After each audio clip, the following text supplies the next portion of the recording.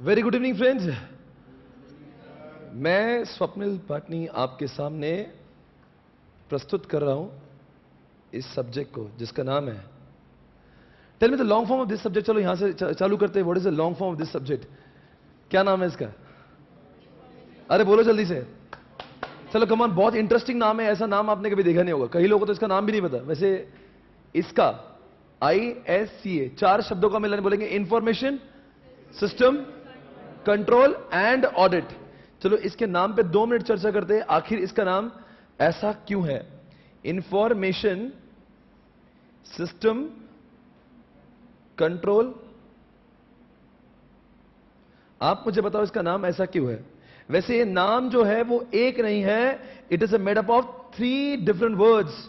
एक information system, 2 control, 3 audit. These are the 3 different words of the subject। इसका आप बताएंगे क्या कनेक्शन लगता है इसके बीच में? क्या इनके बीच में कोई कनेक्शन है? वैसे सब्जेक्ट चालू होने से पहले सब्जेक्ट के बारे में जानना बहुत जरूरी है कि ये सब्जेक्ट, देखो सब्जेक्ट तो पूरा पढ़ना ही है। कितने चैप्टर से वो भी मालूम है आपको? चलो मैं 3 ऑप्शन देता हूं, 5, 8, 12। आपने कुछ बोला ही नहीं sir. How would I know? आपको क्या लगता है? 8 चैप्टर्स, हाँ 8 सब्जेक्ट्स भी है और 8 बहुत आगे जाओगे आप।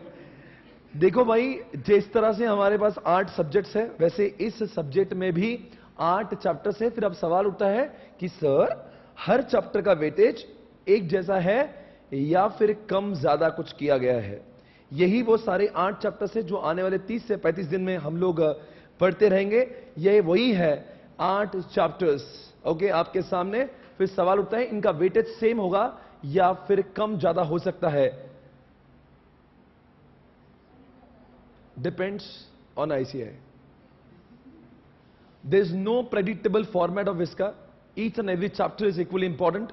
कभी किसी अटेम्प्ट में किसी चैप्टर को बहुत वेटेज मिलता है, कभी वो कम मिलता है, right? Sometimes chapter number 8 is asked for 20 marks, sometimes it asked only for 15 marks, sometimes 10 marks.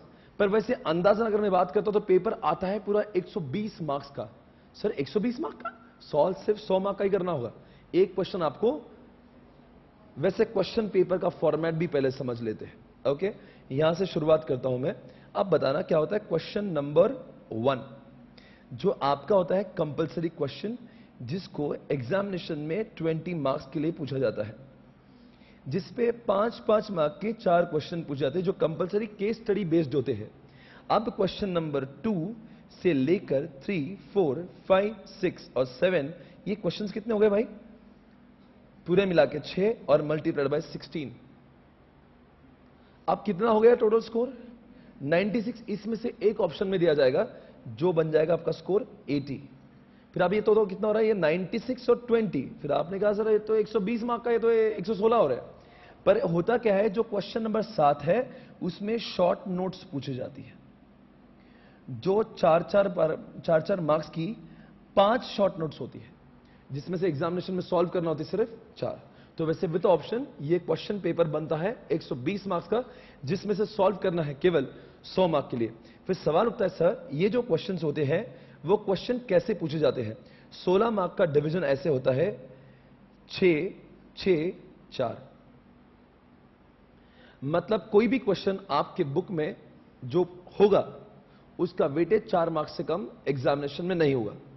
2-2 mark के, 1-1 मार्क के जो क्वेश्चन इंफॉर्मेशन टेक्नोलॉजी में पूछे जाते थे, वो अब यहां पे सिलसिला खत्म होगा।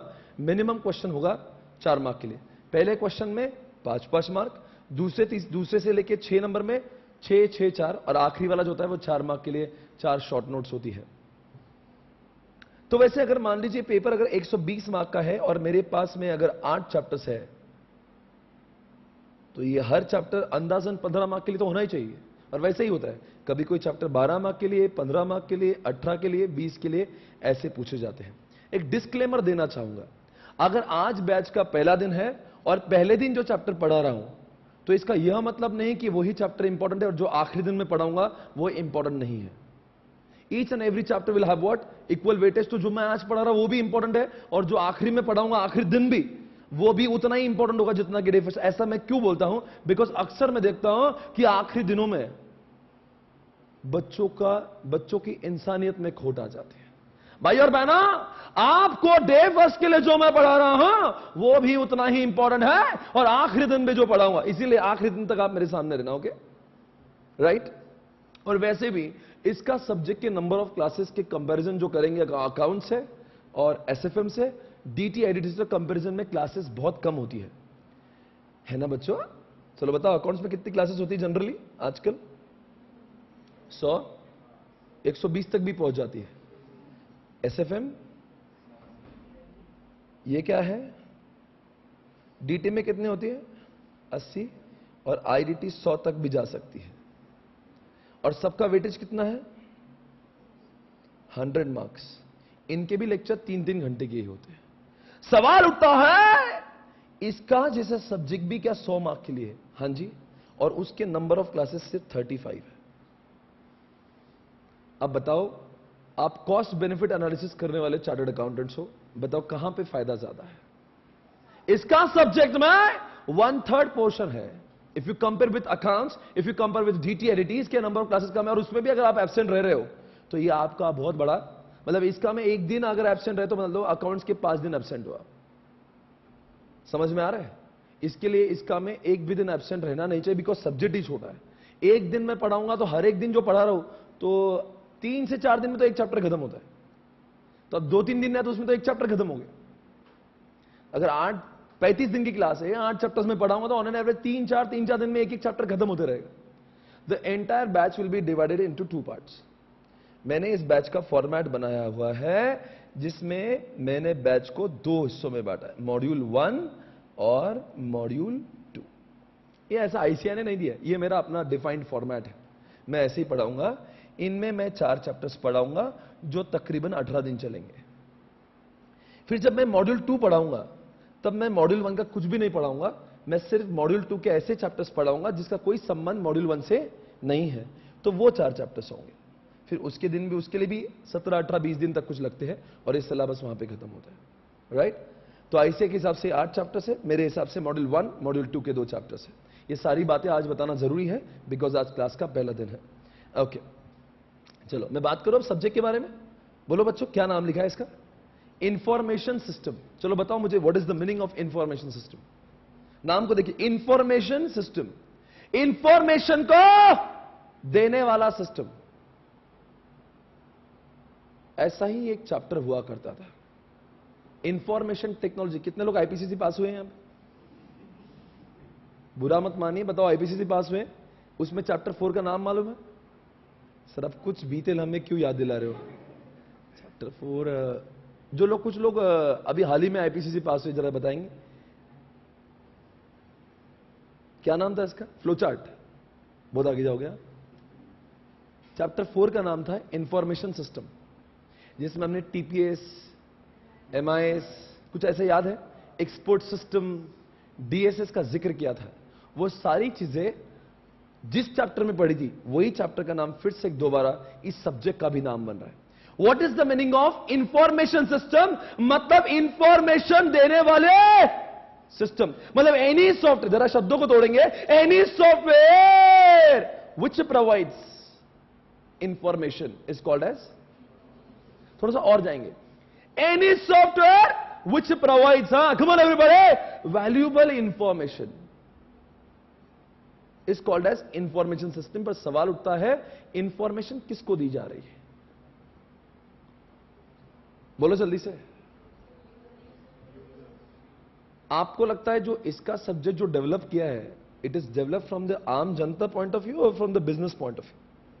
मतलब you have to talk in the context of business, और जो मैनेजमेंट, मतलब हम लोग को एज अ बिजनेस सोचना होगा, क्या एक बिजनेस में सचमुच एक मैनेजर को बिजनेस करने के लिए क्या इंफॉर्मेशन की जरूरत पड़ती होगी? आपने जितने भी लोगों ने आर्टिकलशिप की है वो लोग बात नहीं करेंगे जो डमी है, बाकी सारे लोग बोलेंगे क्या कोई भी जगह पे आप ऑडिट करने गए थे, वहां पे क्या इंफॉर्मेशन देने के लिए कोई सॉफ्टवेयर था? बेटा आपने आर्टिकलशिप की है, क्या नाम है आपका? विशाल। आपने आर्टिकलशिप की थी? कोई क्लाइंट आपको याद है जिसमें आप अक्सर जाया करते थे? कौन था वहां पे? कौन सा सॉफ्टवेयर था वहां पे? एसएपी था। क्या आपको लगता है एसएपी नाम का सॉफ्टवेयर कोई इंफॉर्मेशन देता है? हाँ। किसी ने और काम किया एसएपी पर? आपने काम किया, आपने काम किया, आपने काम किया। क्या इंफॉर्मेशन देता है वो? Sir, it provides the information of finance, marketing, HR, production, inventory, R&D, whatever department you talk about, it provides the information of all the departments. अब सवाल ये उठता है, ये इंफॉर्मेशन किसको दी जाती है? Auditors, only auditors. What is the meaning of user? Sir, वो ऑर्गेनाइजेशन में जब हम लोग ऑडिट करने जाते हैं तो उनके बहुत सारे लोग उसको यूज करते हैं, जैसे कि वहां के एम्प्लॉय यूज करते हैं, वहां के हायर लेवल के मैनेजर्स यूज करते हैं, वहां के टॉप लेवल्स के लोग यूज करते हैं। इसका मतलब SAP is the software which provides, come on everybody, which provides information to the users. User includes all the managers, to the managers. क्यों? क्यों मतलब क्या? अगर क्या होगा, what will happen if I am not getting information? Tell me. चलो simple सा सवाल पूछता हूं, एसपी क्लासेस का मैं ओनर हूं। Do you think I need an information? क्यों? आज मुझे सर्विस टैक्स का पेमेंट करना होगा भाई और बहना, सर्विस टैक्स का पेमेंट करना होगा तो आई शुड अंडरस्टैंड कितना एडमिशन हुआ है, कितने पैसा मैंने, बोलो ना, स्टूडेंट से कलेक्ट किया हुआ है। Unless and until I'm having such kind of information, tell me, will I be able to make the payment of service tax? मतलब जब तक मुझे कोई सॉफ्टवेयर ये ना समझा दे कि कितने एडमिशन हुए हैं और कितना पैसा आया हुआ है, क्या मैं सर्विस टैक्स पे कर पाऊंगा? यस और नो? हाँ या ना? जवाब दीजिए साहब, अरे बोलो। तो मैं आपके सामने ऐसे ही सॉफ्टवेयर को प्रस्तुत करूंगा। ए चिंटू, यहीं पे रुकना।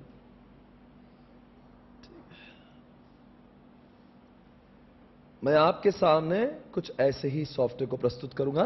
ध्यान से देखिए, ये वही सॉफ्टवेयर है जिसका मैं इस्तेमाल करता हूं। आपके सामने ये वो मेरा सॉफ्टवेयर है जिसका इस्तेमाल मैं करता हूं। सर, ये काय का सॉफ्टवेयर है? ये सॉफ्टवेयर किस चीज का है? सर, ये क्या चीज है? दोस्तों, ये वो स्वप्निल पाटनी क्लासेस का सॉफ्टवेयर है, जो स्वप्निल पाटनी जो इस धंधे का मैनेजर है, उसको जिस भी सेंटर के बारे में भारत में जो भी चल रहा हो उसके बारे में जानकारी चाहिए, उसको सारी इंफॉर्मेशन इसी सॉफ्टवेयर से मिल जाती है। मतलब उनको देखना अगर है कि भारत, अभी ये जो आज का ही एडमिशन, अब देखो मैं आपको डेट दिखाता हूं। आज की तारीख क्या है भाई? आज की तारीख 10 मई है। ये 10 मई का ही डेटा है आपके सामने। और ये सिस्टम मेरे सारे एडमिशन आजकल ऑनलाइन ही होते हैं, पूरा भारत ऑनलाइन ही एडमिशन लेता है। तो ये सारे जो एडमिशंस है, इनका data, if I want to know about all the admission, I can get the information of all the admission of all the 130 centres of mine, I get only from this software. तो बताओ, ये software मेरे लिए क्या हो गया? एक information देने वाला सॉफ्टवेयर। मैं कौन? मैनेजर। इसका मतलब ये क्या बन गया? Information system. सर, ये सॉफ्टवेयर को क्या बोलता है? ये तो सिर्फ आज के एडमिशन दिखा रहा है इस वक्त। जब मैं इसके एमआईएस रिपोर्ट में जाऊंगा, ये तो मुझे सब्जेक्ट वाइज भी एडमिशन दिखाएगा। ये मुझे आईटी वाइज, देखो ना, इसमें सारे सब्जेक्ट के एडमिशन। कौन सा सब्जेक्ट है भाई? इसका law combo, ITSM combo, final law, इसका final law, final law, final law, final law, final audit. ये सारे एडमिशन जो जिन जिन जगह पर हो रहे, उनके फीस, उनके time, everything, whatever I want to know about all the, ये सारी चीजें मैं डिटेल में दिखाऊंगा। पर इस समय मैं सब्जेक्ट के नाम के ऊपर सिर्फ बात कर रहा हूं। क्या आपको लगता है ऐसे सॉफ्टवेयर की मुझे जरूरत है? क्या होता अगर ऐसा सॉफ्टवेयर ना होता? How would I have received the information of my admissions, my service tax payment? I would not have been able to take any kind of decision. For example, मुझे डिसाइड करना है कि अब मुझे कितने बुक्स प्रिंट करना है। कितने बुक्स प्रिंट करना है हवा में? जब तक मेरे पास में पिछले कई महीनों के या कहीं अटेम्प्ट्स का डेटा नहीं होगा, क्या मुझे यह डिसाइड करते आएगा कि आने वाले 6 महीने में मुझे कितने बुक्स की जरूरत होती है? सर, ये क्यों डिसाइड करना होता? अब मुझे बताओ, आपने एडमिशन लिया, मैं अब बुक प्रिंट करवाऊंगा तो आपके बैच खत्म होने के बाद मिलेंगे।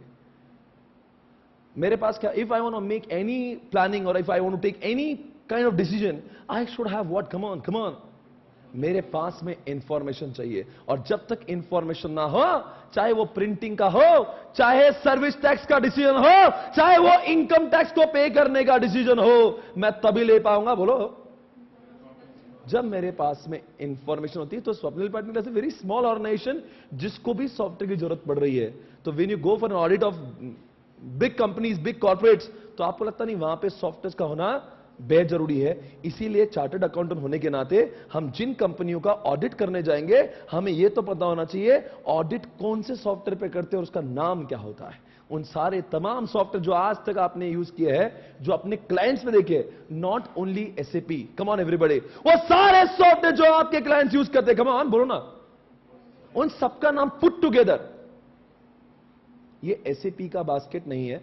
एसएपी हो, चाहे मेरा सॉफ्टवेयर हो, और भी कोई सॉफ्टवेयर देखे आपने, बान देखा होगा, और बैंक्स में काफी सॉफ्टवेयर यूज करते हैं। कभी फिनैकल का नाम सुना होगा, फिनैकल सुना है, काफी बैंक यूज करती है। तो इन सारे सॉफ्टवेयर से क्या मिलती है? इंफॉर्मेशन।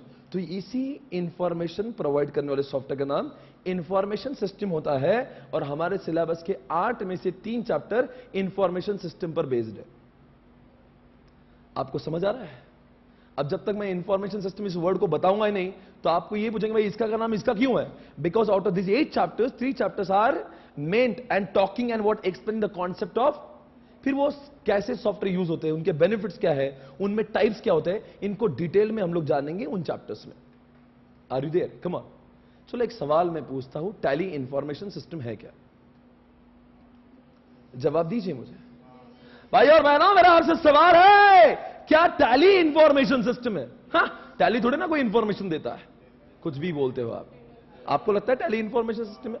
टैली वो अपना टैली, हाँ, टैली थोड़ी ना इंफॉर्मेशन सिस्टम, टैली तो सॉफ्टवेयर है। क्या आपको लगता है बेटा, आपको लगता है टैली सॉफ्टवेयर इंफॉर्मेशन देता है? कौन सी? सर फाइनेंशियल इंफॉर्मेशन देता है, पर वो कुछ काम की थोड़ी ना होती है, हाँ, छपरी इंफॉर्मेशन है। चलो एक सवाल मैं पूछता हूं, जितने भी यहां पे मान्यवर चार्टर्ड अकाउंटेंट बैठे हुए जो होने वाले हैं, आप जवाब देंगे कि टैली सॉफ्टवेयर के कारण जो इंफॉर्मेशन मिलती है, क्या उससे हम लोग कोई डिसीजन ले पाएंगे? Tell me any 5 different kind of decisions which can be taken on the basis of information provided by Tally. जवाब देंगे कोई ऐसी इन जनरल? कितना लोन लेना है बैंक से, ये तो मुझे तब समझेगा जब मेरे हाथों में बैलेंस शीट होंगी, हाँ या ना?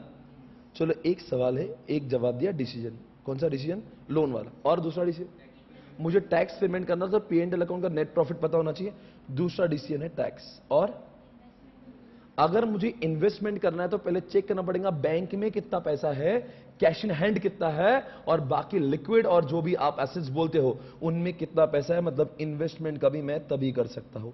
और मुझे बताएंगे आप? बस इतने 3 डिसीजन ले सकते हैं जी। कौन सा? रेशियो नहीं, मुझे डिसीजन चाहिए। परचेस करना है बेटा, परचेस के लिए क्या मालूम होना चाहिए? और क्या स्टॉक की जानकारी हमें टैली से मिलती है? जी हां। और कोई जवाब देंगे? हेजिंग के बारे में। ओके, हेजिंग के बारे में जो डिसीजन लेना, वही बोल रहे जो एसएफए में जो पढ़ते हैं, हेजिंग वाली बात कर रहे हो? हाँ चलेगा, वो भी हेजिंग टाइप का। और कुछ बताएंगे? सेल्स टारगेट, या फिर कितना सेल्स हमें अगले महीने में एक्सपेक्ट करना है, या कितना सेल्स पर्सन को बोलना है। अब सोचिए, मुझे भी अगर कितने एडमिशन एक्सपेक्ट करना चाहिए, या मेरे फ्रेंचाइजी को टारगेट देना चाहिए, ये तो मैं तभी टारगेट दे सकता हूं जब अभी तक का सब डेटा मेरे पास में अवेलेबल होगा। तो ऐसे अनगिनत डिसीजंस, जैसे फॉर एग्जांपल कोई कंपनी का मर्जर हो रहा है, but merger can not happen without seeing the balance sheet. Come on, merger के लिए तो सबसे पहले उन दोनों ऑर्गेनाइजेशन की बैलेंस शीट की जानकारी वहां पे एक्सपर्ट को होना जरूरी है, तब जाके एक्सचेंज रेशियो डिसाइड होगा। अरे बोलो, तो इसका मतलब है, कम ऑन एवरीबॉडी, टैली जैसा सॉफ्टवेयर आपको क्या दे रहा है? फाइनेंशियल इंफॉर्मेशन दे रहा है। किसको? जो इंसान फाइनेंस में डील करता है, फाइनेंस मैनेजर, ताकि फाइनेंस मैनेजर क्या ले सके? That's all. तो आपको इन पूरे सब्जेक्ट का पहले 2 शब्द आपको समझे, जिसका नाम है फाइनेंस क्या, इंफॉर्मेशन सिस्टम। पर एक सवाल पूछता हूं मैं, आजकल ऐसे सॉफ्टवेयर के ऊपर डिपेंडेंसी ज्यादा हुई है कम हुई है जितना आपने देखा है? क्या आजकल मैनुअल काम ज्यादा चल रहा है या ऑटोमेटेड काम चल रहा है? आपकी बात नहीं कर रहा हो, आप स्टूडेंट हो, आपका बिजनेस अभी तक चालू नहीं हुआ, and I am not even talking about your CA from where you used to work, I am talking about all the clients where you used to go. उन क्लाइंट्स के बिजनेस को देखो, can you imagine their business without software? Can you even imagine audit without their software? I mean कुछ नहीं कर सकते, you are helpless. ये कोई पानीपुरी का बिजनेस नहीं है, आया कितना गया कितना। You are running a big business, come on, you are managing multinational companies यार। तो अगर मान लीजिए वो बाबा पतंजलि की बात कर लूं मैं, जिसका 10,000 करोड़ का टर्नओवर हो चुका है इस साल में, अब सवाल उठता है क्या बाबा भी इंफॉर्मेशन सिस्टम का इस्तेमाल करते होंगे? अगर नहीं करते तो बाबा आज पतंजलि को नहीं चलाते। चाहे वो कोई बाबा हो, चाहे कोई बिजनेस करने वाला हो, बिजनेस करना है, धंधा करना है, you need an information and you need what? Software. चलो बताओ, can I imagine my business without software? No. अरे बताओ कि इस बिजनेस के ऊपर मेरी डिपेंडेंसी ज्यादा है कि कम? मेरे एडमिशंस कहां से होते हैं? इस जगह से। एक, सिर्फ एडमिशन बोल रहा हूं। नंबर 2, मेरी किताबें बिकती कहां से? इस सॉफ्टवेयर से। मेरे किताब, अब देखिए सिर्फ किताब बिकना मेरा काम नहीं है, अब बिकने के बाद में मुझे सेल भी करना है, आई मीन डिलीवरी करना है। डिलीवरी सिंपल सी बात है। People has what? People purchase books online. अब मेरे वेबसाइट पे people can by online my books, my DVDs, my data can be purchased online. मेरा, अर्शद का, अंकिता का, सर का, सबके बुक्स अगर परचेस करते, मेरे लॉजिस्टिक डिपार्टमेंट में 3 लोग काम करते हैं। They can dispatch, they can deliver goods on time only if they get timely information, if they get accurate information. But from where do I get the information? मेरे पास कोई वही किताबें नहीं। What I'm having, what? Come on, my people are using what? Such kind of software. Come on, check it out. ये है software जिसके द्वारा मुझे ये समझता है, मुझे ये समझता है, मुझे ये समझता है। बोलो क्या समझता है? आज की तारीख है, देखना है आज की होगी। अभी इस इंसान ने कॉर्पोरेट लॉ का 600 रुपए का किताब खरीदा है, इसने आईपीसीसी की किताबें खरीदी हुई है, इसने कोई तो एक छोटा सा 300 रुपए कुछ खरीदा, यहाँ पे कुछ तो एक 9,900 कुछ तो खरीदा है। ये अब बताओ, ये मेरा जब डिलीवरी डिपार्टमेंट जब डिस्पैच करेगा, he would be able to dispatch, बोलो आगे, only if this software is providing the information. सोचिए मेरी ऑर्गेनाइजेशन में जिस दिन ये सॉफ्टवेयर कभी कभी होता सर्वर के मेंटेनेंस के लिए कभी बंद हो गया, तो माई एम्प्लॉय बिकम्स व्हाट? जॉबलेस। वो बोलेंगे क्या काम करेंगे? बिकॉज अगर एडमिशन करने के बाद में मुझे बुक्स भेजना है तो मेरे को सॉफ्टवेयर चाहिए, मुझे किसी ने परचेस किया, मुझे बुक्स भेजना है, उसको डिस्पैच करना है, तो मेरा लॉजिस्टिक इस सॉफ्टवेयर के ऊपर है, मेरा ऑपरेशन इस सॉफ्टवेयर पे है, मेरा फाइनेंस इसके ऊपर है। सोचिए मेरे फ्रेंचाइजी फोकट में काम तो नहीं कर रहे होंगे, जितना भी मैं कमाता हूं 50% मेरे फ्रेंचाइजी को मिलता है। अब उसके 50% मैं क्या कैलकुलेट करता हूं क्या? एक भी आदमी मेरे पास में नहीं है जो ये काम करता हो। वो जमाना बीत गया दोस्तों जब एक मुनीम बैठ के करता था, बता कितना धंधा हुआ और तेरा कमीशन कितना हुआ। This software does, come on everybody, automatic calculation. मैं आपको कैलकुलेशन दिखा देता हूं। ये सॉफ्टवेयर क्या करता है? अपने आप ही कैलकुलेशन करता। दिख रहा है क्या पे? फ्रेंचाइजी का शेयर, एसपीसी का share, total share of SPC. समझ में आ रहा है क्या मैं बोल रहा हूं? अरे बोलो मैं क्या बोल रहा हूं? यही तो चीज मैं आपको समझाने जा रहा हूं कि यहां पे का ये जो कैलकुलेशन है ना, वो भी अब मुझे ये देखना है कि अब हर महीने में हम अपने फ्रेंचाइजी का पैसा दे देते हैं, तो उस फ्रेंचाइजी को कितना पैसा देना है? मैं क्या बैठकर यही काम करूं? मैं पढ़ाऊं क्या ये करूं? अब मेरा भरोसा इंसानों पर नहीं है। आप समझ रहे होंगे कितना मैं आपको यकीनन दिलाता हूं, या मतलब वादा करके क्या बोलते हैं, एहसास दिला के कह रहा हूं कि सच्ची मुच्ची मैं चेक ही नहीं करता हूं, वो सिर्फ मैं देखता हूं फ्रॉम और टू डालता हूं, उसके बाद में वो दिखाता है इन फ्रेंचाइजी को इतना पैसा देना है। मैं सिर्फ उतना वो एक्सेल शीट डाउनलोड करता हूं जो कि वो बैंक के फॉर्मेट में आता है, और मल्टीपल एक ही सबका मिला के एक चेक निकालता हूं और सबका बल्क में पेमेंट होता है। इतना मैं आसानी से काम कर रहा हूं, इतना बड़ा, only because of this software. अब इतने इस सॉफ्टवेयर के ऊपर की डिपेंडेंसी इतनी ज्यादा है। सोचिए यहां पे इस सब्जेक्ट का दूसरा वर्ड इंपॉर्टेंट है कि नहीं, जिसका नाम है कंट्रोल। जिस सॉफ्टवेयर के इंफॉर्मेशन के बुनियाद पर मैं लाखों रुपए का पेमेंट सिर्फ यूं कर देता हूं, यह भी उसके चरित्र पर कोई भी दाग नहीं है। इसीलिए अगर यह कंट्रोल नहीं होता तो मैं, अरे ये बोल रहा 4 लाख देना, तो मैं 4 लाख को एक बार भी चेक नहीं करता। अगर मैंने यही इंफॉर्मेशन कोई आदमी देता ना, तो मैं 10 बार चेक करता। But since this information is provided by कौन? The software don't even think about it even once. वो बोलता है मैं पेमेंट करता हूं. This is how it is so fast. And tell me कितना कंट्रोल होना इस सॉफ्टवेयर पे जरूरी है? बताओ क्या कंट्रोल जरूरी है? बोल रहे नहीं यार? सर पहली बात तो ये सॉफ्टवेयर का एक्सेस ही किसी और को नहीं मिलना चाहिए. सोचिए, my franchisees are able to manipulate data, तो अपना शेयर तो लाखों में बढ़ा लेगा. Are you getting what I am saying? दूसरी बात, आपको लगता नहीं ये software should be virus free? What will happen if data gets corrupted? अरे मेरे पास लिखा हुआ ही नहीं गई. आई हैव, अभी मान लीजिए कल से के डेटा उड़ गया और आप बोल रहे हैं कि ये फ्रेंचाइजी को कितना पैसा देना है, अब राम भरोसे वो जितना बोलेगा उतना देना पड़ेगा मुझे. मेरा कितना डिपेंडेंसी? वायरस फ्री, इसलिए मुझे एंटीवायरस लगाना पड़ेगा. नंबर 2, मुझे इसके पासवर्ड लगाना पड़ेगा. और तीसरी चीज, the data is getting uploaded on the cloud, ये जब डेटा ट्रैवल होएगा नेटवर्क से, it has to be encrypted so that I can save my system from the hackers. आजकल क्या करते हैं हम, क्या हैकर्स इसको हैक करते और डेटा को इनक्रिप्ट करते उनके प्राइवेट की से, और फिर अपने को डेटा एक्सेस बोलता है, डेटा एक्सेस इज डिनाइड. और वो हैकर बोलता है 5 लाख रुपए देता तब तक तुझे एक्सेस नहीं दूंगा मैं. मतलब वो डेटा तुम्हारा है, तुमको दिखता है, पर वो लॉक लगा हुआ है, it can not open. It will open only if he provides the desire. की सोचो कैसा ब्लैकमेल. एक जमाने में ब्लैकमेल करने का तरीका अलग था, अब कैसा हवा में ब्लैकमेल कर रहा है. वो ईमेल डालता है कि तेरा डेटा तुझे देखना है ना, तो 5 लाख रुपए ट्रांसफर कर पहले, फिर मैं की भेजूंगा, की डालना, फिर डेटा खुलेगा, वरना डेटा इज गॉन. और जब डेटा नहीं खुलेगा तो मैं काम कैसे करूंगा? मेरा काम तो बंद हो गया. तो इसीलिए इनक्रिप्शन, इसीलिए एंटीवायरस, इसीलिए पासवर्ड्स, इसलिए इस टाइप का सिक्योरिटी कंट्रोल होना मेरे सॉफ्टवेयर पे बेहद जरूरी है. तो बताओ, ये इंफॉर्मेशन सिस्टम के साथ में कंट्रोल जो शब्द है, उसके ऊपर भी हमारे सिलेबस के 3 चैप्टर निर्भर है. तो चार्टर्ड अकाउंटेंट अब अपने खुद के लिए या फिर अपने क्लाइंट्स के इंफॉर्मेशन सिस्टम यूज करेगा, तो उसको यह भी पता होना चाहिए वो इंफॉर्मेशन सिस्टम खतरे से खाली नहीं. और उसको यह भी पता होना चाहिए जो डर है, उस डर के लिए कंट्रोल्स लगे. बता क्या होता, मान लीजिए कंट्रोल शब्द अगर नहीं दिया होता और आपको इंस्टीट्यूट सिर्फ इंफॉर्मेशन सिस्टम पढ़ा दी. Information system awesome, it gives you variety of reports, quality report, 1 number report, और आपको कंट्रोल नहीं पढ़ाया. You will advise your clients to implement information system, और 4 दिन में डेटा उड़ गया ना, आपको भी उड़ा देगा और आप बहुत ऊपर जाओगे. ट्राई टू अंडरस्टैंड, हमारे क्लाइंट का एक हमारे ऊपर बाय नेचर एक ट्रस्ट होता है, और आप उसको बोले तू एसी भी लगा ले, तू ये कर ले, बहुत मजा आए, क्या रिपोर्ट निकाले, और बाद में 4 दिन के बाद में उसकी बजा दिया किस आपकी ले लेगा.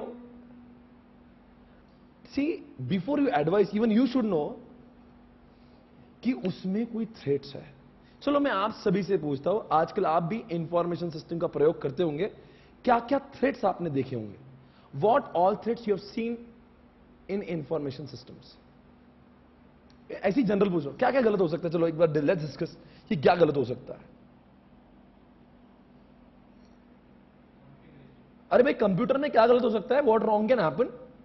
क्या थ्रेट्स है? देखो, दुनिया में अगर छोटे लोग नहीं होते तो घर पे ताले भी नहीं होते. तो दुनिया में क्या है कि थ्रेट पहले है? अरे बोल रहे नहीं, दुनिया में अगर थ्रेट ही नहीं होगा तो कंट्रोल की जरूरत ही नहीं है. तो जब आईसीए कंट्रोल शब्द की बात करते हैं ना, उन सारे चैप्टर में सिर्फ कंट्रोल की बात नहीं करती है, वो आपको थ्रेट्स को भी ठीक से समझाती है कि इतने सारे थ्रेट्स आपके साथ में हो सकते हैं जिसकी वजह से आपकी इंफॉर्मेशन सिस्टम और डेटा की खड़े खड़े वाट लग सकती है. तो आपको, अगर आप चार्टर्ड अकाउंटेंट हो और अपने क्लाइंट को आप इंफॉर्मेशन सिस्टम को एडवाइस कर रहे हो, बोला आगे, तो आपको you have to make him aware about कि देख भाई, हमने बोला है सब सही है, पर हमने सुना है, हमने देखा है कि कहीं ऑर्गेनाइजेशन के साथ में ये सब कुछ भी होता है. तो मैं वही पूछ रहा हूं, क्या हो सकता है भाई? डिटेल में तो मैं पढ़ाऊंगा, आपका नॉलेज चेक करना चाहता. आपने सीए फर्म में कभी कोई डेटा लॉस या कभी कुछ ऐसा सुना है? आपके सीए फर्म में कंप्यूटर में क्या खतरा या कभी आपने डर महसूस किया? Data loss. कभी किसी ने अपने सीए फर्म में डेटा लॉस होते देखा है? हार्ड डिस्क करप्शन का किसी, पूरा हार्ड डिस्क कैसा महसूस हुआ उसे? सर हमारा तो ठीक था, बॉस की लग गई.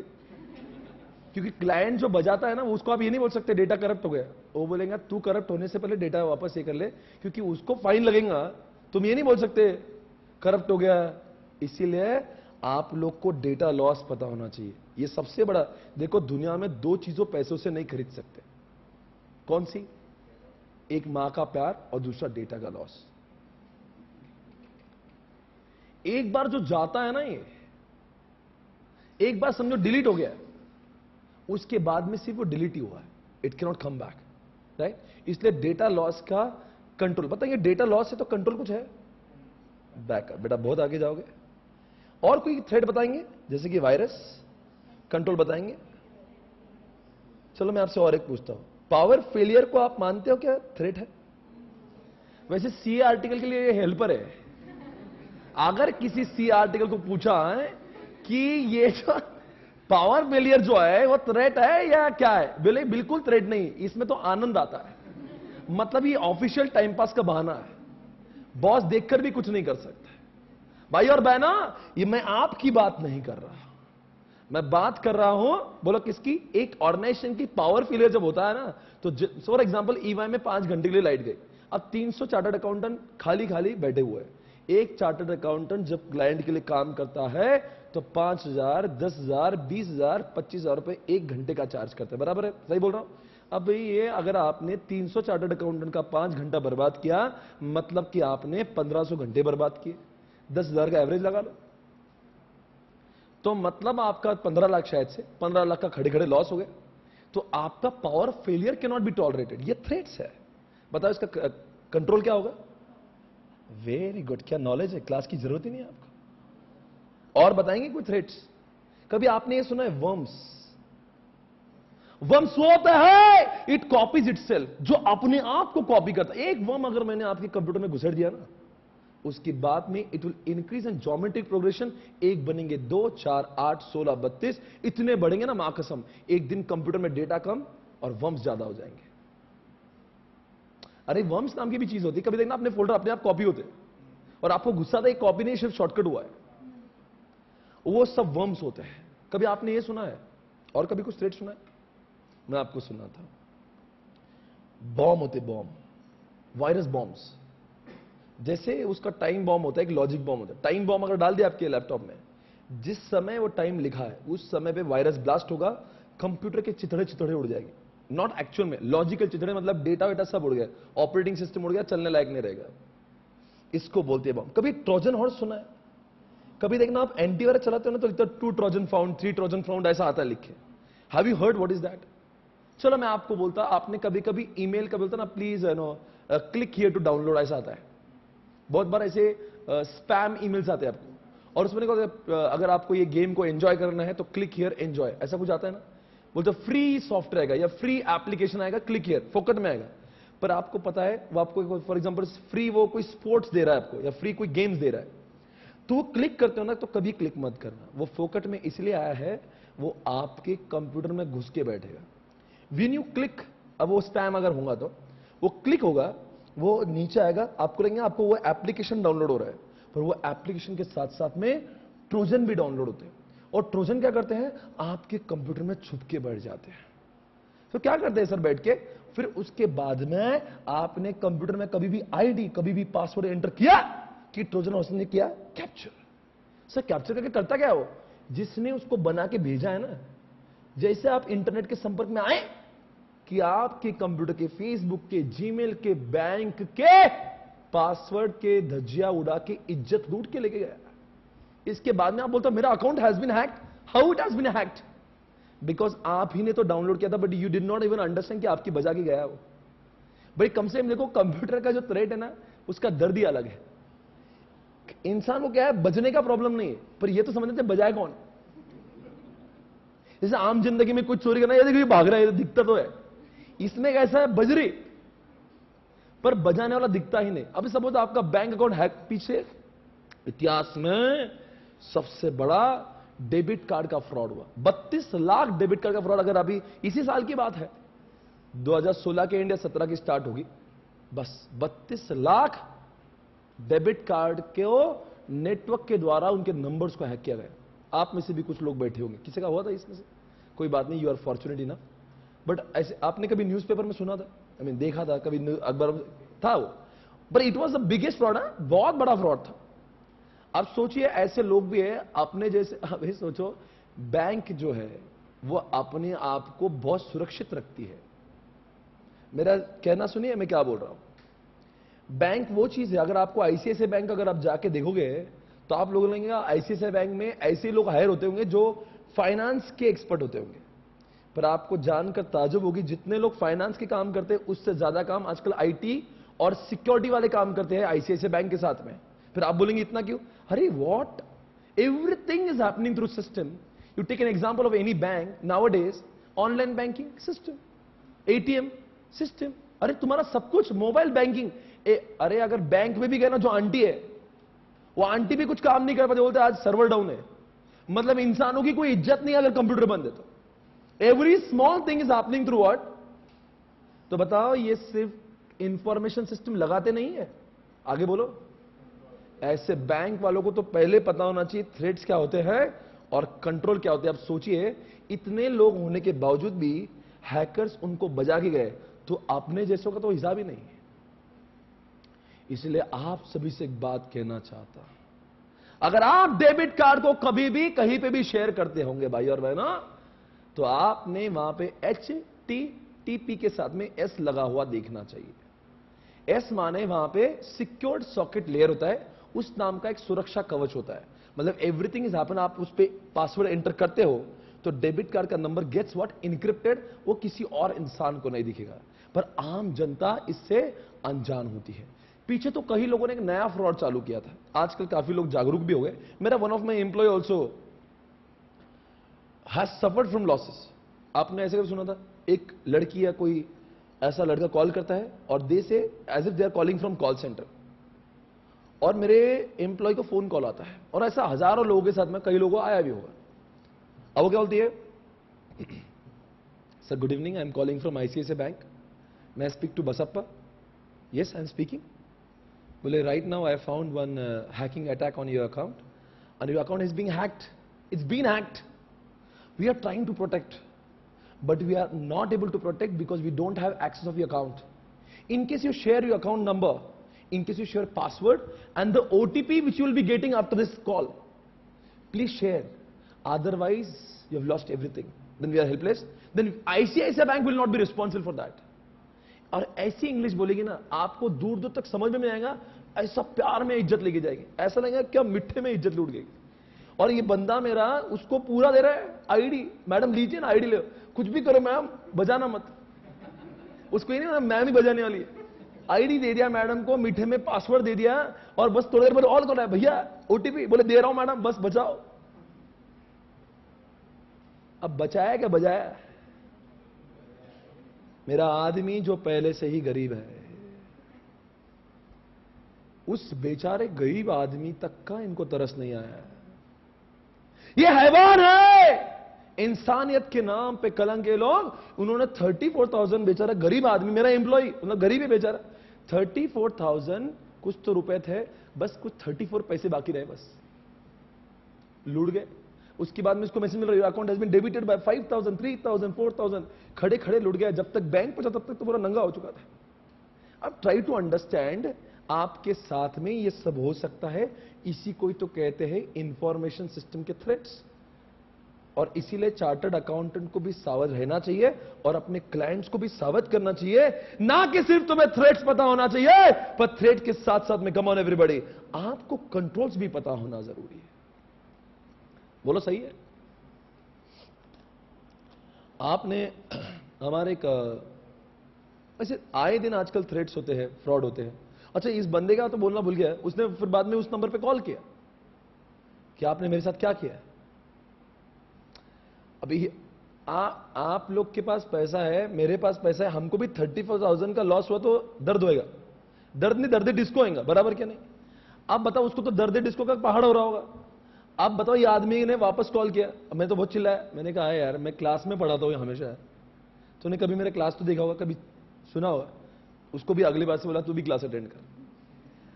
अब उसको बोला कि अब तो कम से कम कॉल तो कर, पूछ तो सही है कि आखिर बजाया तो किसने बजाया। तो दो हरामी लोग वहां पे फोन पे बोल रहे बोले मैंने हमने कितना आसानी से तुम्हें मतलब ये जले पे उसको ऐसा तड़पाया। इसको 34,000 का तो नशा अलग था, पर जो उन्होंने टॉर्चर किया ना, मानसिक अत्याचार, कि तू कितना बेवकूफ है पागल, कि तुझे कैसा हमने उल्लू बनाया, ये इट हर्ट्स। और आपके साथ में भगवान करे ऐसा दर्द नहीं होना चाहिए। आजकल फेसबुक और व्हाट्सएप सोशल मीडिया हैक होना एक शौक बन चुका है। किसी के साथ में हुआ है? और क्या हुआ भाई? मैं वही बोल रहा हूं, आजकल ये काम जो है 2 दिन पहले ही हुआ। एप्पल फोन के 1000 यूजर्स का व्हाट्सएप हैक हुआ था। माने क्या हुआ था फिर उसमें? हाँ जी, सबका हैक हुआ है। अच्छा, मतलब वो आपके सिस्टर्स के बिहाफ पे मैसेज कर रहा था और मैसेज रिसीव कर रहा था। ऐसा ही महिलाओं के साथ में ज्यादा हो रहा है। अब सोचिए, बात बहुत संगीन हो सकती है अगर तुमने सोशल मीडिया का नेगेटिविटी देखा होगा। अपनी एक स्टूडेंट की सिस्टर, उसका अकाउंट हैक हुआ। हैक होने तक ठीक था, फेसबुक अकाउंट हैक हुआ।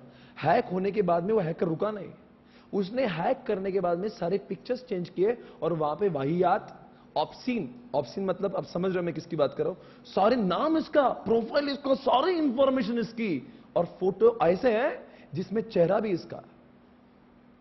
अब आप बताओ, आपके साथ में या मेरे साथ में हो रहा तो हम तो विल गो क्रेजी। अरे social media it goes viral like anything यार। आप क्या, you can not even imagine about your self like this. अब जो इंसान आपकी प्रोफाइल देख रहा है, how he will understand this account is being hacked? ये तो सिर्फ हमारा ही दर्द है।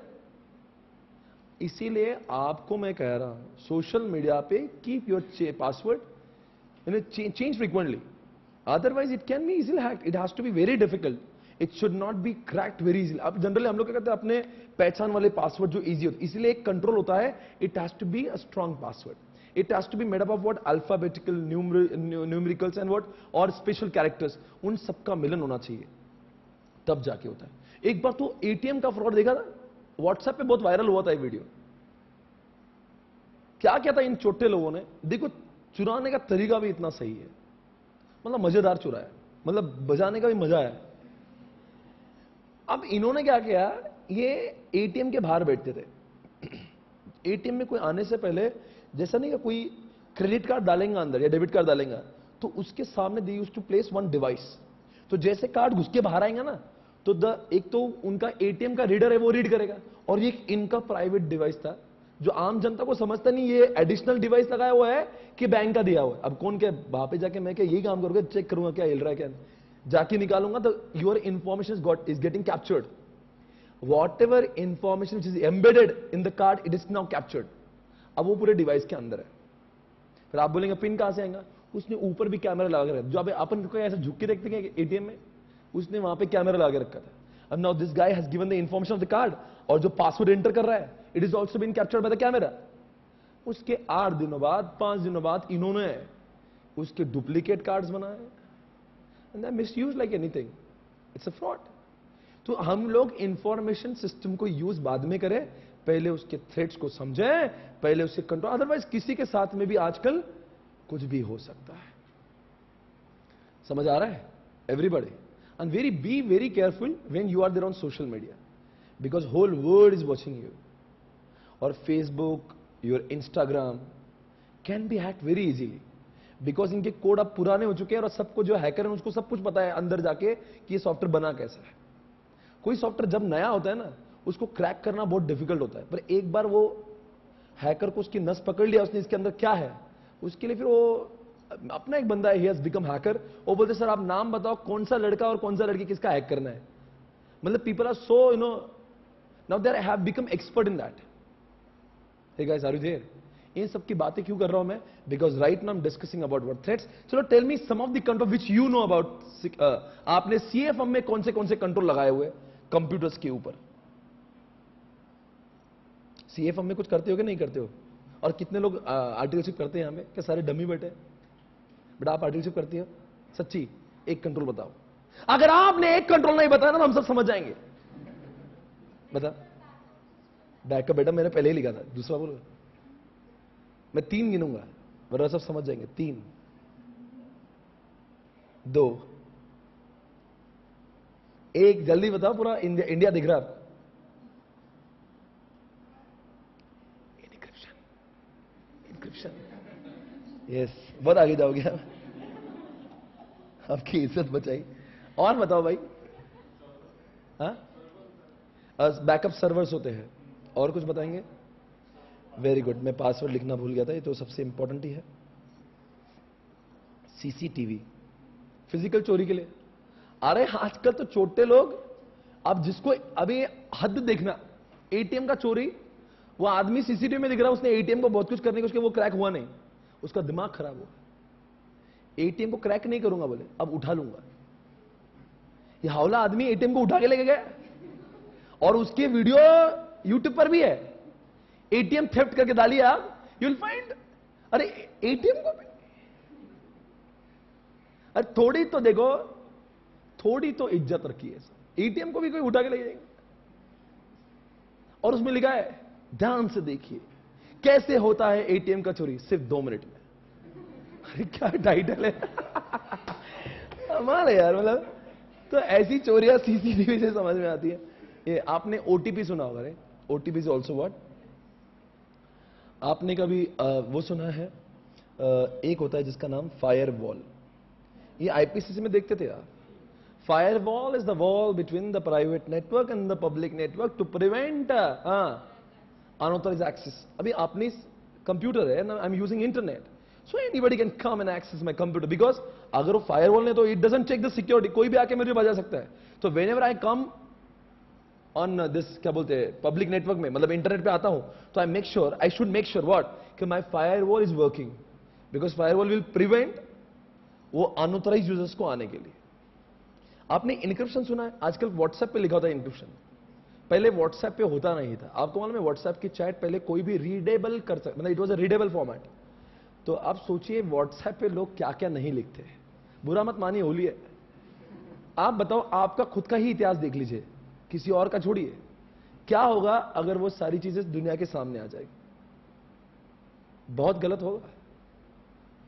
नहीं सर, ऐसा इतना भी गलत नहीं लिखा है। अगर वो व्हाट्सएप में अगर इतना कुछ गलत नहीं, तो फिर आप व्हाट्सएप पे या फिर मोबाइल पे पासवर्ड क्यों लगाते हो? कोई बात नहीं, आपको सभी को पता है उसके अंदर क्या है। पर आप बताइए, इट वॉज नॉट इनक्रिप्टेड। अब सोचिए, सोचने वाली बात है, क्या होगा इसको इनक्रिप्शन क्यों किया है? अरे यार, व्हाट्सएप पे अगर मैं कोई कॉर्पोरेट इंफॉर्मेशन शेयर कर रहा हूं, people were what reluctant to use WhatsApp. WhatsApp का यूसेज कॉर्पोरेट लोग करते ही नहीं थे।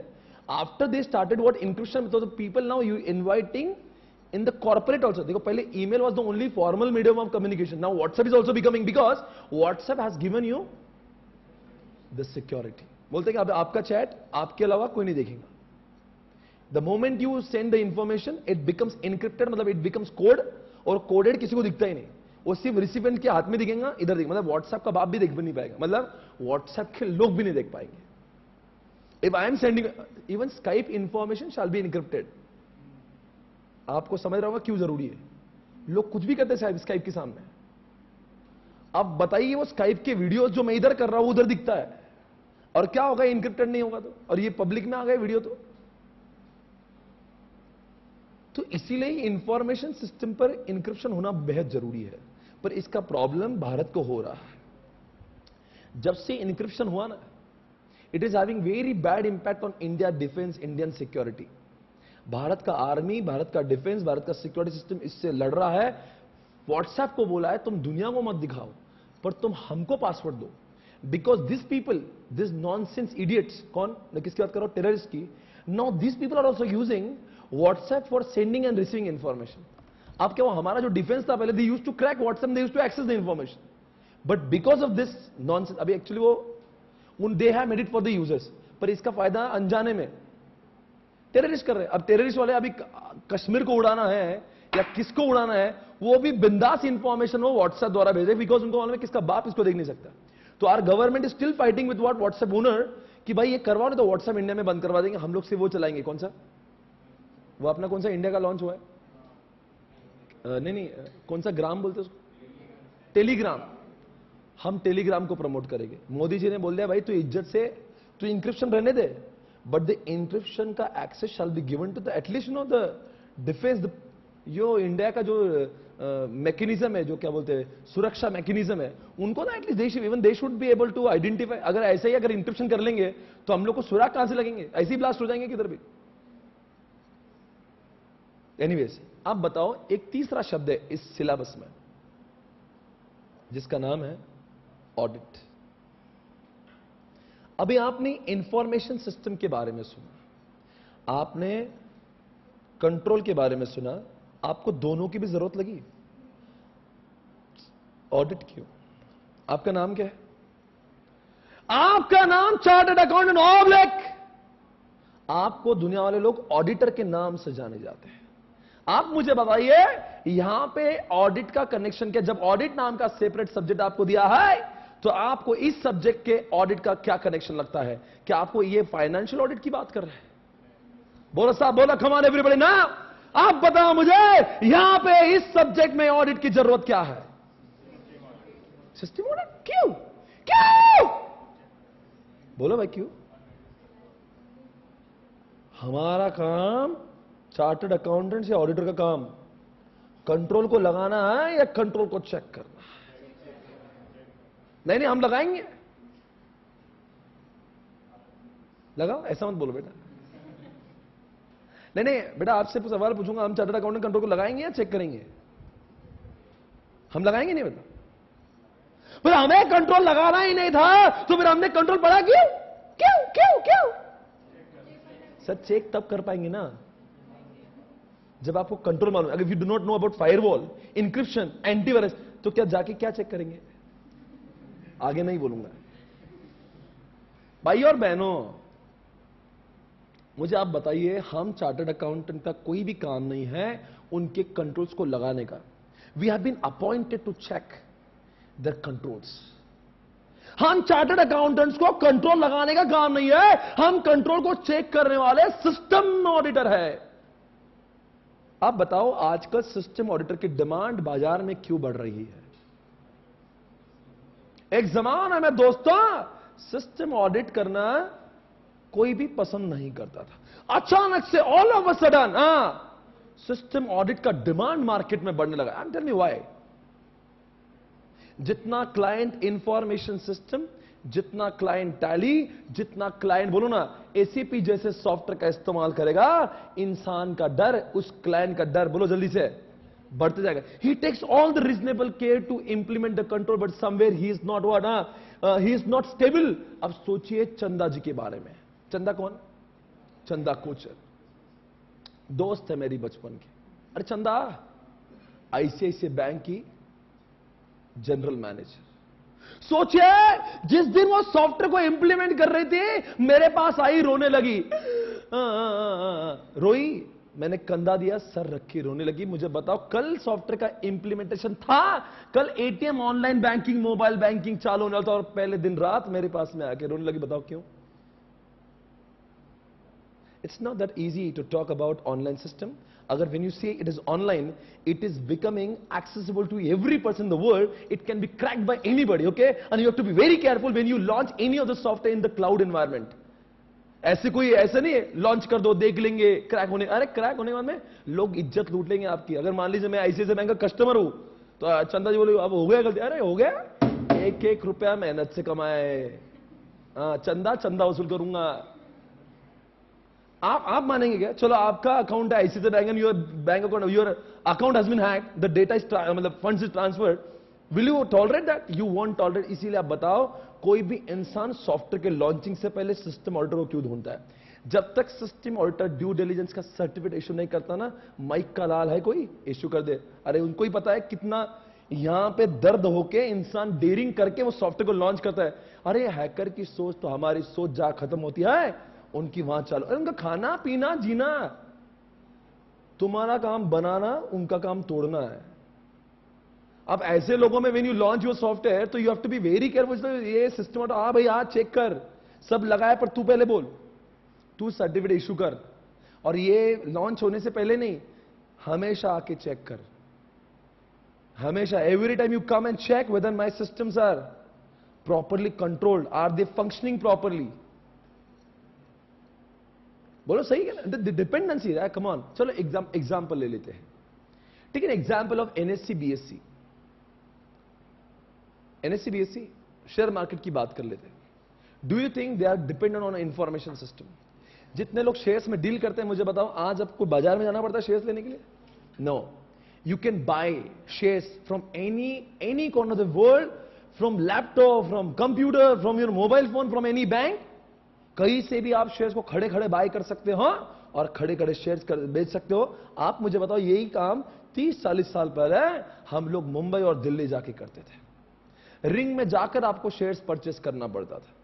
उन जमाने में पूरे एनएससी बीएससी का ट्रांजैक्शन 300 करोड़ से ऊपर का नहीं था। कितना बोल रहा हूं? फक्त 300 crore. It was not more than 300 crore. But since it was becoming so difficult to access, people were not able to sell and buy so easily. They have shifted everything on online system. अब now any person can buy, can sell only to that system. तो सोचिए, आज का किसी को latest पता है कितने करोड़ का ट्रांजैक्शन आजकल एनएससी बीएससी पे हो रहा है? कितने बोलो ना, देखता हूं मैं आपका भी नॉलेज कितना है। एक दिन भर में कितना कारोबार आजकल एनएससी पर होता है? ऐसे बीएससी पे कम होता है, पर एनएससी की बात कर रहा हूं। बोलेंगे अरे अंदाज? पहले सिर्फ 300 करोड़ हुआ करता था। 1 लाख करोड़। ढोकलो, 1 लाख नहीं बोला मैंने। समझते भी 1 लाख के मल्टीप्लाइड बाय 1 करोड़ होंगे तो कितने जीरो होंगे? मत सोचिए। मैं 1 लाख की बात नहीं कर रहा हूं, मैं 1 लाख करोड़ की बात कर रहा हूं। मतलब 1 लाख करोड़ के शेयर्स लोग बाई भी कर लेते हैं, सेल भी कर लेते हैं सिर्फ 6 घंटों के अंदर। और एक भी इंसान पूरे देश में पिछले 30 सालों में नहीं पाया गया कि जिसने ये कह दिया हो कि मैंने बेचा और मुझे पैसा नहीं आया, और मैंने खरीदा, मेरे बैंक अकाउंट में डेबिट नहीं हुआ। See the level of information system which they have developed. आपको एक बड़ी बात बताऊं, भारत का सॉफ्टवेयर जो एनएससी बीएससी का इतना रोबस्ट बनाया गया है कि हाल ही में हर देश का आदमी, यूएसए से लेकर यूके तक, सारे लोग इंडिया के इस सॉफ्टवेयर को देखने आते हैं। ये कैसा अद्भुत सॉफ्टवेयर भारत के आईटी वालों ने बनाया है जो इतने सालों में एक बार भी फेल नहीं हुआ। वो बंद हुआ तब होता है जब सर्किट लगता है, पर ऐसा कभी किसी ने कहा कि वो हैंग हो गया? नहीं। ऐसा कभी कोई हैक हुआ? देखना भी मत, देखेंगे ना तो ऊपर जाएगा। इतना टाइट सिक्योरिटी बनाया। ऐसे थोड़े ना यार, 1 लाख करोड़ जब एक सॉफ्टवेयर के ऊपर चल रहे हैं, इंडिया का इकोनॉमी बर्बाद हो जाएगा। और जिस दिन अगर हो गया ना तो लोग का विश्वास एनएससी बीएससी से उड़ जाएगा। आज मैं बिंदास होकर खड़े खड़े पैसे लगाता हूं। अरे तुम लोग, मैं लोग जो शब्दों की बात कर रहे हैं ना, लोग उतना इन्वेस्ट करते हैं। 1-1 हजार म्यूचुअल फंड्स 1-1 हजार करोड़ लोग डालते हैं, निकालते हैं। ऐसे हम सब्जेक्ट में सुनते होंगे आप। ये कोई वहां पे जाके शेयर्स की चिट्ठा नहीं लाते, डीमैट फॉर्म में चलता है। पर किसी को इस बात का डर नहीं है कि मैं पैसा डाल रहा हूं, मुझे मिलेगा क्या नहीं मिलेगा? मिलेगा नहीं मिलेगा? नहीं मिलेगा। 1-1 रुपए का हिसाब मिलेगा। हमारा इंफॉर्मेशन सिस्टम ही इतना अच्छा बना हुआ। तो अब सोचिए उस इंफॉर्मेशन सिस्टम के ऊपर कितना लोगों ने हैक करने की कोशिश की होंगी, कितना तगड़ा कंट्रोल लगाया गया होगा। अब बताओ ऑडिटर की जरूरत क्यों है? कंट्रोल लगाने वालों ने लगाया होगा, पर एनएससी बीएससी ने भी और आईसीआईसीआई बैंक ने भी, बोलो क्या लगाए होंगे? भैया चेक कर कि जितने भी कंट्रोल लगाए all are what, come on, functioning properly. इनके एंटीवायरस, इनके इंक्रिप्शन, इनका बैकअप। आपको मालूम उनका कंट्रोल क्या है? They have developed 2 more backups, उसको हॉट साइट बोलते हैं।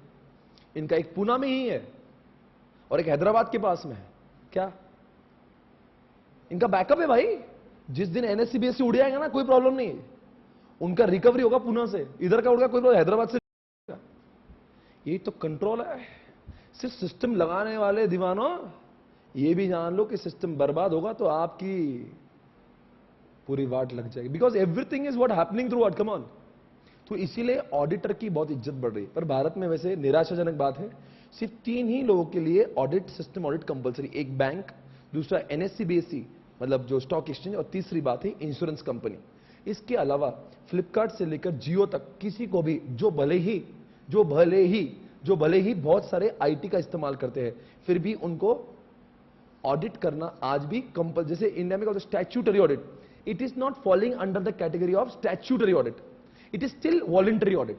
मतलब आपको ग्रैंड मस्ती आप करो, नहीं करना मत करो। पर मुझे बताओ, फ्लिपकार्ट वाला हर महीने करवाता है, जियो वाला करवाता है, अमेजॉन वाला करवा के लेता है। मुझे पता है ये सारे ऑडिट क्यों करवा के लेते हैं। एक वो ऑडिट है जो लोगों को बोलते जान पे आता है। ये इतनी मस्ती क्यों है? Just imagine how Flipkart is expanding so much. Flipkart की दुकानें हैं, क्या फ्लिपकार्ट की दुकान है, क्या फ्लिपकार्ट का सॉफ्टवेयर उसकी दुकान है। और ये अगर बंद हुआ ना तो एक दिन में कहीं करोड़ों का नुकसान होगा उसका।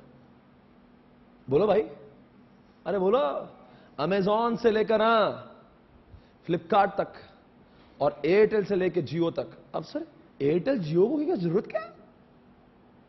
चलो आप में से कोई मुझे जवाब दे देना, what is the connection of information system control and audit with Airtel? Airtel से क्या कनेक्शन है? जियो क्या है? क्या ये लोग भी सॉफ्टवेयर का इस्तेमाल करते हैं? फोन करने में कोई सॉफ्टवेयर होता है? अरे बिलिंग सॉफ्टवेयर तुम्हारा बिल के मुनीम करता है क्या? नहीं, मेरी आंखों में देखिए, आज भारत में 5 करोड़, अभी जियो की संख्या कुछ तो मैंने 7-8 करोड़ तो देखी थी।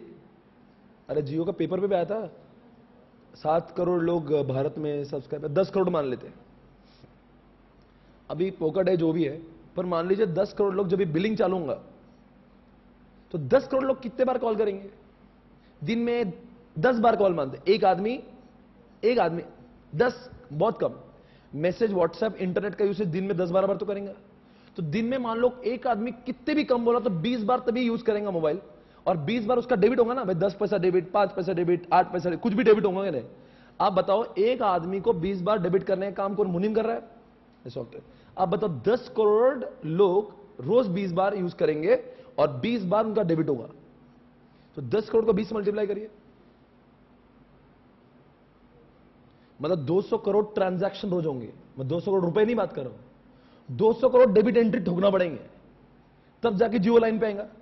अब बताओ कितने मुनीम लगेंगे? जस्ट इमेजिन, इंफॉर्मेशन सिस्टम ही दुनिया में नहीं है, जियो बनता ही नहीं, एयरटेल बोलता धंधा नहीं करता हूं, सिर्फ मैं महाराष्ट्र करूंगा, वो भी मुनीम जितने मिलेंगे। 200 करोड़ लोगों का डेबिट जो है, इमेजिन कितने मुनीम लगते हैं। 10-20 लाख तो मुनीम बैठा रहा, गा बैठा थे इनको।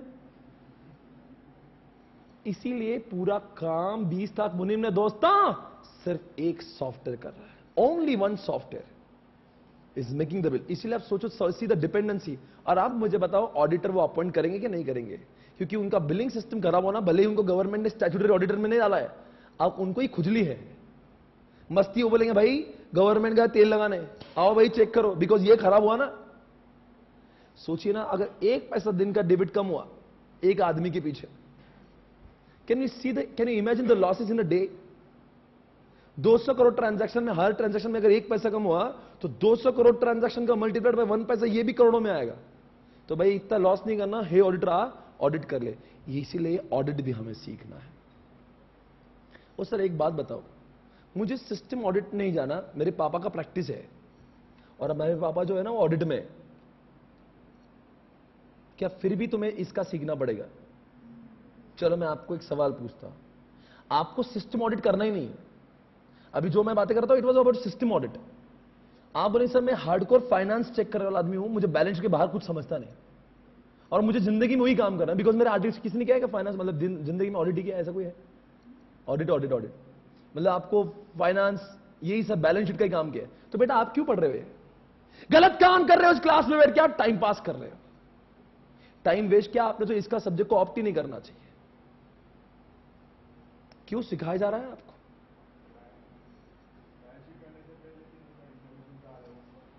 सर बैलेंस शीट की इंफॉर्मेशन भी सिस्टम से आती है। अच्छा, और कुछ जवाब देंगे? नहीं, मुझे सुनना है कि आपको अगर फाइनेंस ऑडिट के क्षेत्र में ही जाना है तो फिर आपको ये सिस्टम ऑडिट चेक करने का काम ही नहीं पड़ेगा। कोई बिग 4 में काम करते हैं? बिग फोर कौन सा बिग 4? केपीएफ। इधर कौन भाई? पीडब्ल्यूसी। अब तुम तीनों से मेरा सवाल है, तुम कौन से इसमें ऑडिट में, तो तुम क्या मजे ले रहे हो? आप मुझे बताओ, तुम्हारे पास कोई बड़ी कंपनी का क्लाइंट बताओ जो सब जानते हैं। फोक्सवैगन का आप ऑडिट करते हो, और कोई टेलीकॉम में है कोई?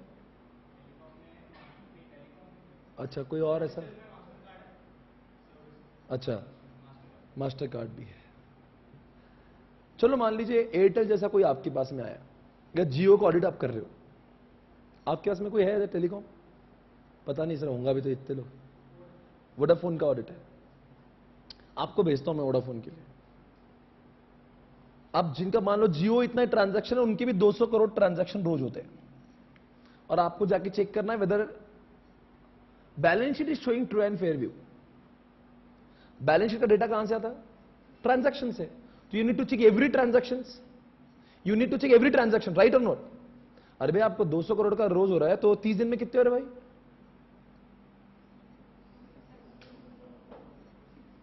साल भर में बोलो रे। और ये बच्चा इतना, और पता नहीं कितना आएगा, जो भी आएगा।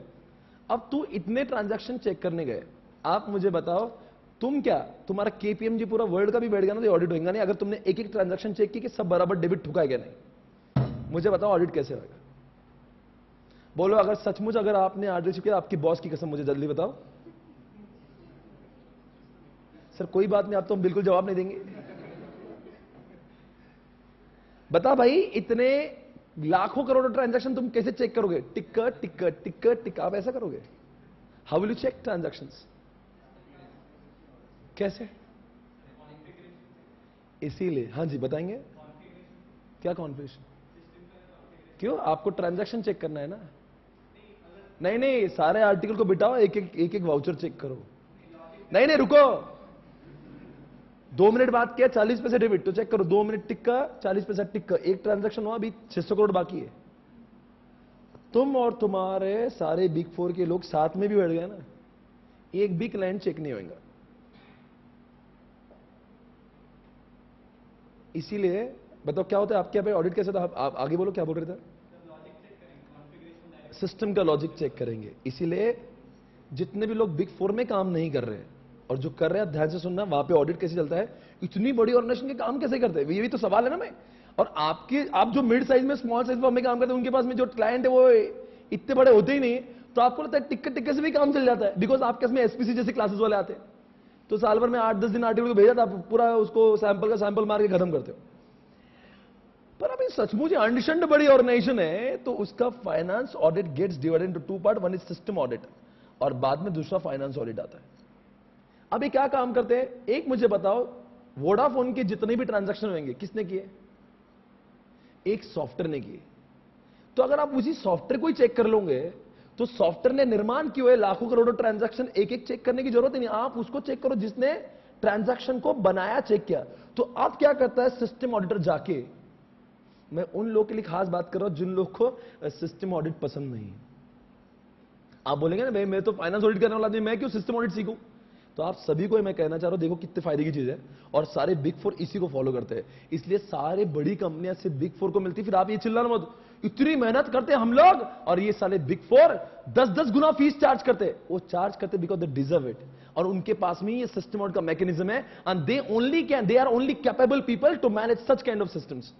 और इतने बड़े ऑडिट के हमारे छपरी कंपनी की बात ही नहीं, क्योंकि हमारे पास में वो नॉलेज ही नहीं है कि हम ये सिस्टम को चेक कैसे करें। अब देखना बिग 4 ऑडिट कैसे करता है, वो सिस्टम ऑडिट करेगा।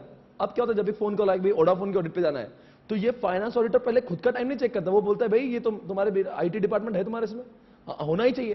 फिर वो बोलते तुम जाके इसको चेक करो, वो चेक करके ये जो सॉफ्टवेयर जो वोडाफोन का है, उसकी सॉफ्टवेयर की अखंडता, इज्जत, आबरू, एकता, गरिमा, महिमा सब चेक करते हैं कि वो सही चलता है क्या। किसकी बात कर रहा हूं मैं? सॉफ्टवेयर की बात कर रहा हूं। सॉफ्टवेयर के कोड्स बराबर है कि नहीं, सॉफ्टवेयर की, मैं सॉफ्टवेयर के अंदर घुसा ही नहीं, सॉफ्टवेयर की कोड सही है क्या नहीं, सॉफ्टवेयर की रिलायबिलिटी है क्या नहीं, सॉफ्टवेयर के कोड्स, सॉफ्टवेयर की पासवर्ड, सॉफ्टवेयर के लॉग्स, मैं सॉफ्टवेयर कौन से कंपनी ने बनाया उसके डॉक्यूमेंट भी चेक कर लेता हूं। फिर मैं चेक करता हूं यार सॉफ्टवेयर तो बहुत जोरदार है।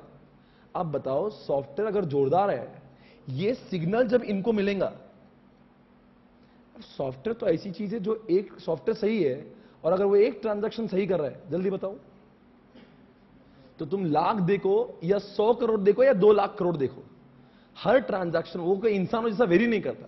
तो ये लोग जब सिग्नल देते ना, तो ये फाइनेंशियल ऑडिट वहां पे जाके नामधारी 10-20 ट्रांजैक्शन चेक करता और एक ऑडिट रिपोर्ट बनाता है, एवरीथिंग इज वर्किंग प्रॉपर्ली। आप बताओ इतने बड़े वोडाफोन का ऑडिट 5 या 10 दिन में क्यों खत्म हो रहा है? Only because of this system audit, और unless they give the report this financial audit will not start work. अब बताओ छोटी फर्म को ये लोग अगर ऑडिट देते हैं, तो छोटी फर्म वाला आदमी 12 महीने भी अगर कहा जा रहा है वोडाफोन में, कहा जा रहा है वोडाफोन में, इसलिए छोटी फर्म के आदमी का तो 2-4 महीने एक ही क्लाइंट के पास बैठा रहता हो, क्योंकि उसको एक एक चीज चेक करना है, बिकॉज वो मैन्युअली टिक्का टिक्का चेक कर रहा है। And this is the difference between big 4। इसलिए big 4 is minting money like anything by using system audit. और वोडाफोन जैसे लोग इतना पैसा तुमको दे रहे, अरे हम लोग को सीए तो बनना ही है, पैसा छापना है कि नहीं, और पैसा छापने के लिए सिस्टम ऑडिट आना चाहिए, otherwise you will never get big clients. और अरे इसीलिए तो सारे बड़े कंपनी ने लिखा ही आपने इसमें आर्टिकल में कि भाई इनको देंगे तो बिग फोर को ही ऑडिट देंगे, बिकॉज बिग फोर के पास में वो मैकेनिज्म है जो हम जैसी बड़ी व्यवस्थाओं का ऑडिट कर सके। नहीं तो आपको हमेशा ये बात तो शौक लगना चाहिए कि हमारे पास बड़ी कंपनीज आती क्यों नहीं, फिर आती भी तो एक हाथ दो क्यों आती है। इसीलिए दुनिया में आगे जाना होगा तो हर कोई ऑडिट फर्म के पास में सिस्टम ऑडिट के लोग होना जरूरी है। इसलिए कल चल के अगर आपकी भी ऑडिट फर्म डालने की कोई इच्छा है तो एक दो बंदे सिस्टम ऑडिट के होना जरूरी है। कम ऑन एवरीबॉडी, या तो अब कंक्लूजन क्या है, अगर आपको सिस्टम ऑडिट नहीं भी करना और आपको हार्डकोर ऑडिट में रहना है फाइनेंस, उसमें भी सिस्टम ऑडिट की जरूरत है। Is it okay, fine. तो I hope the explanation of the subject is over. क्या नाम है भाई सब्जेक्ट का? ISCA, information system control and what audit. चलो मैं आपको ये बताऊंगा, अब मैं पढ़ाऊंगा कैसे, 5 मिनट में समझाऊंगा, ताकि आज मुझे समझाने जरूर, मैं पढ़ाने मतलब आपको भी समझेगा कि ये 4 किताबें जो दी है आपको वो क्यों दी, बताइए क्यों, जरा किताबें बताना मुझे, चारों भी दिखाओ। चलो मैं आपके सामने कुछ बताने जा रहा हूं, ठीक है ना। अब ये 4 किताबें दी जाएगी। ये पहली किताब है, ये आपके मॉड्यूल का कॉपी पेस्ट है। कौन सा मॉड्यूल? ये ICI का मॉड्यूल है और उसका एक कॉपी पेस्ट है। बोले सर कॉपी पेस्ट क्यों किया? बिकॉज मेरी क्लास समाप्त होने के बाद आपको मॉड्यूल को छूने की जरूरत नहीं है। मैं पहले अपने से नोट्स बनाया करता था, पर मैंने छोड़ दिया बिकॉज ICI को वही अच्छा लगता है, और ICI मार्क्स उन्हीं पे देती है। किसके? जो उनके बुक के पॉइंट्स लिखे या उनके बुक जैसा लिखा हुआ। इसलिए मैंने ये कलरफुल मॉड्यूल आपके सामने मेरे फॉर्मेट में किया हुआ है, बाकी आप मॉड्यूल का वर्ड टू वर्ड यहां पे चेक कर सकते हो, राइट। इसके हर लाइन टू लाइन में आपको पहले पढ़ाऊंगा ताकि आपको पूरा मॉड्यूल दिमाग में घुस जाए, ठीक है ना। फिर सर इतनी किताबें क्यों दी गई है? फिर ये होने के बाद में मुझे लगता है ये जो दूसरा पॉइंट है, देखो इसको बोलते हैं summary note to save time and efforts. ये समरी नोट्स है, इसमें ब्लैंक स्पेस रखी हुई है। अब बताओ क्यों रखी है? आपने बचपन में स्कूल में देखा होगा ऐसी किताबें मिला करती थी ताकि आप वहां पे लिखें। तो हम लोग क्या करते हैं, इसमें पढ़ते हैं और फिर आपको वो सारी चीजें यहां से आपको लिखवा कर लेता हूं ताकि आपकी राइटिंग प्रैक्टिस क्लास में ही होना चाहिए। क्योंकि हम लोग जब लिखते हैं तो हमारे दिमाग में वो बहुत ज्यादा दिनों तक रहता है। तो ये समरी नोट जो अक्सर बच्चे घर पे या क्लास होने के बाद में जो बनाते थे, मैंने ये सोचा है कि it will be developed in the class itself. तो ये भी यही होता है, ये समरी नोट्स मैं आपसे लिखवा के लूंगा ताकि आपका सिलेबस के ऊपर कमांड और आएगा। फिर इसके बाद में ये जब लिखवाना हो जाता है और जब इसका रिवीजन होता है, तो रिवीजन करने के लिए मैंने हर चैप्टर के बाद में ऐसे आपको चार्ट्स दिए हुए। अब देख सकते हो हर चैप्टर के बाद में आपको चार्ट्स दिए हुए, हर चैप्टर के बाद में आपको चार्ट्स दिए हुए। जैसे देख लीजिए ये चार्ट है, ये हर चैप्टर के बाद में आपको ऐसे चार्ट देने। जैसे एक चैप्टर नंबर 8 में पढ़ाऊंगा जिसके सिर्फ 3 ही चार्ट है, 1, 2, 3, और इसका मास्टर चार्ट है। अगर मुझे एग्जामिनेशन के पहले दिन या क्लास होने के बाद में मुझे चैप्टर्स को फास्ट रिवाइज करना है, तो मुझे ये इतनी बड़ी बुक और इसके अंदर के डिटेल में पढ़ने की जरूरत नहीं है। मैं इन चार्ट्स को भी देखूंगा तो मेरा रिवीजन हो जाएगा। तो जो काम जनरली बच्चों से एक्सपेक्टेड होता है, तो what I do is I complete the summary and I take charts in the class itself. अब एक घर जाने के बाद में अगर आपको लगता है आज के आज मुझे 3 घंटे में इसका रिवाइज करना है, तो ये पूरे चार्ट्स मिला के 8 चैप्टर्स के लिए 30 से 40 पेजेस के चार्ट होंगे। अगर उसको भी आप गो थ्रू करते हो तो you are done with each and every point of the syllabus. तो होता क्या है जनरली, मैं आपको समझाता हूं। अगर मैंने क्लास में आपको सिर्फ क्लास नंबर ये वॉल्यूम 1 दिया होता और चार्ट्स और समरी नोट्स नहीं दिए होते, तो बताओ आप क्यों ट्रबल में आते? आपको क्लास में ऐसा लगता मैंने बहुत भारी पढ़ा है, आपको क्लास में खुशी भी मिलती। पर जब क्लास खत्म हो जाता, उसके बाद में मेरी क्लास होने के शायद से 4-5 महीने तो और बचेंगे। कितने महीने बचेंगे भाई? जून चलेगा तो जून, जुलाई, अगस्त, सितंबर, अक्टूबर, 5 महीने बचे रहेंगे। There is the gap of 5 months between my class and your examination.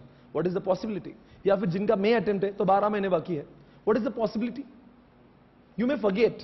और वो कोई भी सब्जेक्ट का हो, जो भी सब्जेक्ट अभी लगाएंगे तो कोई भी सब्जेक्ट तो एग्जामिनेशन के पहले दिन तक तो करते नहीं, तो हमेशा एग्जामिनेशन के 4-5 महीने पहले तक तो क्लासेस चलती है। कोई एग्जामिनेशन के पहले महीने में क्लास नहीं करता। तो फिर इसका सॉल्यूशन क्या है कि हम चाहते हैं कि हमारी क्लास होने के बाद भी आपको रिवीजन करते आए। फिर पहले मैं सिर्फ वॉल्यूम 1 दिया करता था, फिर मैं क्लास में पढ़ा रहा हूं फिर भी बच्चों का स्कोर नहीं हो रहा है। फिर मैंने सोचा, फिर बच्चों से पूछा भाई क्या होता है, बोले सर रिवाइज ही नहीं होता।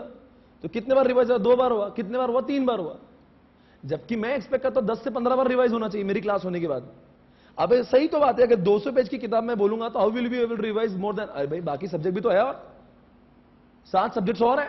तो इसीलिए मैंने कहा to reduce your burden what I will do, I will make summary notes and charts in the class itself, so that after my class gets over, if you want to revise, you can revise it for n number of times.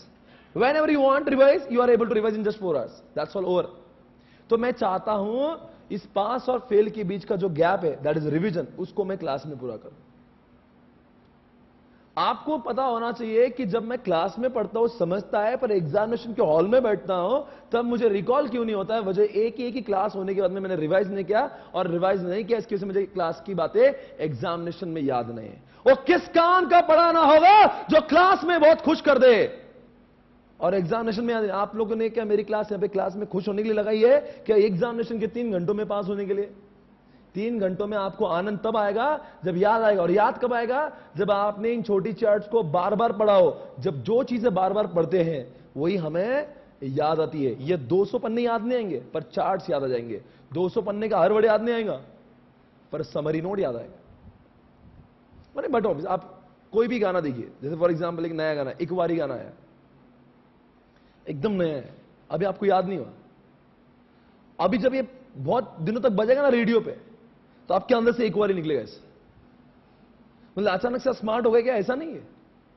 आपके दिमाग का और brain का development ही ऐसा है कि आपको कोई भी चीज बार बार करने तक वो याद नहीं आती। इसलिए हम चाहते हैं आपकी रिवीजन 10, 12 बार, 15 बार होगी और वो आसानी से होगी चार्ट्स के द्वारा। फिर एक तीसरी बुक है, जब वो चार्ट से रिवीजन बहुत बार हो जाएगा तो आप कैपेबल हो जाओगे आईसीआई के क्वेश्चंस को सॉल्व करने के लिए। इसलिए एक क्वेश्चन बैंक आपको दिया है जिसमें प्रैक्टिस मैनुअल को पूरी तरह से कॉपी किया है, एक पास्ट एग्जामिनेशन डाले 2, तीसरी बात आरटीबी दे रहा है। ये सारे क्वेश्चन हम लोग हर चैप्टर होने के बात करेंगे ताकि आपको इस बात का एहसास हो जो आईसीआई पूछता है। बोलो यारो, मैं वो सॉल्व, देखो आपको कॉन्फिडेंस कब बिल्ड होगा? When you are able to solve the questions given by. और कोई भी सब्जेक्ट में कोई टीचर अच्छा पढ़ा रहा है नहीं पढ़ा रहा है, वो तभी समझता है कि आईसीआई के पेपर आप सॉल्व कर पाते हो कि नहीं। तो परीक्षा भी हम लोग क्लास में लेंगे, आपको वो सॉल्व करवा के लेंगे सारे के सारे पेपर्स और पूरे प्रैक्टिस मैनुअल। यहां पे मेरे क्लास का टैगलाइन क्या है? You want how to study at home. इसका मतलब क्या? प्रैक्टिस मैनुअल भी इधर ही, चार्ट्स भी इधर ही, समरी भी इधर ही। घर पे इसका पढ़ेंगे तो फेल हो जाएंगे। वापस रिपीट करोगे? मैं चाहता हूं और मुझे पूरा विश्वास है आप घर पे नहीं पढ़ोगे। Do you get time? और वो भी इसका के लिए। कितने लोगों को लगता है कि मैं घर पे जाके भारत माता की जय पढ़ लूंगा? मुझे यकीन कम है, क्योंकि you have got so many other subjects जिसके लिए आपके दिमाग में इंपॉर्टेंस ज्यादा है। तो वो इंपॉर्टेंस कायम रखिए, वो जो पढ़ना है वो घर पे जाके पढ़िए। इधर सिर्फ क्लास में आपको कसम है एक दिन भी एब्सेंट मत रहना। और वर्चुअल में जितने लोग दिख रहे वो भी एब्सेंट रहोगे, नुकसान आपका होगा।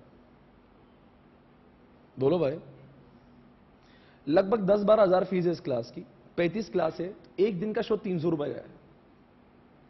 तो एक दिन नहीं आया तो समझ जाना 300 रुपए का आपने, वो तो सिर्फ मॉनेटरी लॉस है।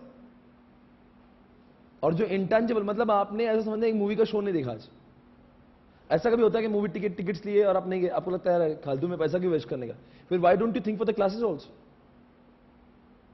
एक दिन नहीं आना आपके लिए 300-350 रुपए का शो है। तो don't remain absent in the class. आपको आना है, नहीं आओगे तो मेरा कुछ नहीं, मैं सीए बन चुका हूं। इसका ऐसा सब्जेक्ट है सेकंड ग्रुप में जो आपको पास करवा सकता है। सेकंड ग्रुप में, सेकंड ग्रुप में बच्चे क्यों फेल हो रहे? नहीं टेल मी, आज बोल रहे हैं आपको भी जितना समझ है बताओ। Why people do get fail? Not because of इसका, people get fail because they are not able to score 200। Aggregate नहीं बनता इसमें। भैया सब्जेक्ट आ गया ना, DT, IDT, costing. First group में कैसा मजा है? अकाउंट जैसे हम किस्मत में इंसान का चलता है उसमें 60-70 हजार। यहां पे तो डीटी अपने आप में दर्द है। चालू कब होता? जब क्लास खत्म आने जाती थी समझते नहीं शुरुआत कहां से हुई थी। और दुनिया के अमेंडमेंट्स, आईडीटी कितना है, और कॉस्टिंग भी है तो क्यूटी भी है। कॉस्टिंग क्यूटी के दोनों को मिला के कितना सिलेबस है। अगर सेकंड ग्रुप में पास होना है तो मिनिमम 2 सब्जेक्ट में आपको 60 लाना पड़ेंगे। और वो 2 सब्जेक्ट का नाम बता रहा हूं, एक आईडीटी और दूसरा इसका। वजह, डीटी में स्कोर होता है इसमें, आप कितना भी कर लो 30 मार्क खान भी आएगा नहीं करता, क्योंकि जब पेपर आता समझते नहीं कहां से पूछा। और कॉस्टिंग क्यूटी का दर्द क्या है, कॉस्टिंग क्यूटी क्लास में सब समझता है, एग्जामिनेशन में पेपर मैगजीन जैसा मिलता है इतना बड़ा, उसको सिर्फ पढ़ना नहीं है, पढ़ना है, फिर आत्मसात करके समझना है, फिर सॉल्व करने तक आपका जब 3 घंटा खत्म होता है तो आपको लगता है 70 ही मार्क का सॉल्व है। How can you score high? आप, मैं बोल रहा हूं इसलिए मेरे सब्जेक्ट की तारीफ नहीं कर रहा, आपको नहीं करना मत करो, पर डू नॉट थिंक अगर क्लास ज्वाइन कर रहे हो तो इसको 40 नंबर के लिए सोच रहे हो तो फिर आप ग्रुप 2 में फेल ही होना। अगर आपको 60 आ गए इसका में और आप बाकी तीनों में से किसी में 60 आ गए तो समझ जाना सेकंड ग्रुप पास होने के चांसेस बढ़ गए। Do not think subject as a individual point of view. अगर किसी ने इन्फोटेक में स्कोर किया था 60-70, किसने स्कोर किया था? कितना स्कोर किया था आपने? 69 इधर, इधर 62, इधर 61। कहां पे क्या था आईटी आपने? मेरे पास ही। थैंक यू यार, थैंक यू वेरी मच। कितना? 63। आप बताओ सेकेंड ग्रुप का स्कोर में हाइप मिला था कि नहीं इसकी वजह से? और कुछ लोग हैं जो आईटी की वजह से पास हुए थे, मतलब आईटी की वजह से पास हो गए। कितना स्कोर आया था आपका? इधर मतलब 150 डॉट और 56 आईटी में। खुश नसीब होते हैं ऐसे लोग। वही समा बनता है भारत भर में 300-400 एग्जामिशन तो हर अटेम्प्ट में ऐसे ही आते हैं। पूरा भारत लेक्चर देखता है, अटेम्प्ट में आएंगे स्कोर, पर आप देखना उन स्कोर में क्या होता है। वो क्या होता है, जब बच्चा रिप्लाई करता है वो ये नहीं बोलता सर 70 आए 60 आए, वो बोलता है सर ग्रुप 2 निकला मैं तुम्हारी वजह से, क्योंकि स्कोर ही नहीं बनता भाई। डीटी में, कॉस्टिंग क्यूटी में ज्यादा एक्सपेक्ट करोगे तो निराशा बहुत होगी। और आईडीटी में, इसका में स्कोर करने के लिए टारगेट ही बनाओ। आईडीटी में निकालने वाला बहुत बेहतरीन अटेम्प्ट है, इसमें आप बजाएंगे नहीं, इसमें स्कोरिंग होएगा क्योंकि अब आने वाला जीएसटी है, तो ऐसे खुद चाहेंगे बच्चे निकल जाए। तो अब 2 सब्जेक्ट को पकड़ लो, ग्रुप 2 निकालो, वरना जिंदगी में 198, 194 इतने दर्दनाक साबित होते ना इंसान को। कई लोग हैं जो आईपीसीसी में 148, 140, बुरा मत माने, कितना बेटा? 148 सही में। और बताओ दर्द होता है कि नहीं? वो दर्द नहीं बेटा, उसको बयान नहीं कर सकते इंसान। और फाइनल में यही होता है, अरे दस so many people have seen, अरे 192, अरे 199 पे भी फेल करना क्या? मतलब कितना कमीनापन है। 201 मार्क्स और 39 कॉस्टिंग क्यूटी, ऐसा कोई करता है? तो ये जो रिजल्ट को देखने में हमारे पास में शॉर्ट 2 सब्जेक्ट होना चाहिए। आप कंपैरिजन कर लिए कौन से सब्जेक्ट में मेहनत कम है। मुझे लगता है अगर मैं स्टूडेंट हूं, साला इतने से किताब में अगर साला ये तो क्यूटी, कॉस्टिंग और डीटी के इतने मॉड्यूल होंगे, परवड़ता है?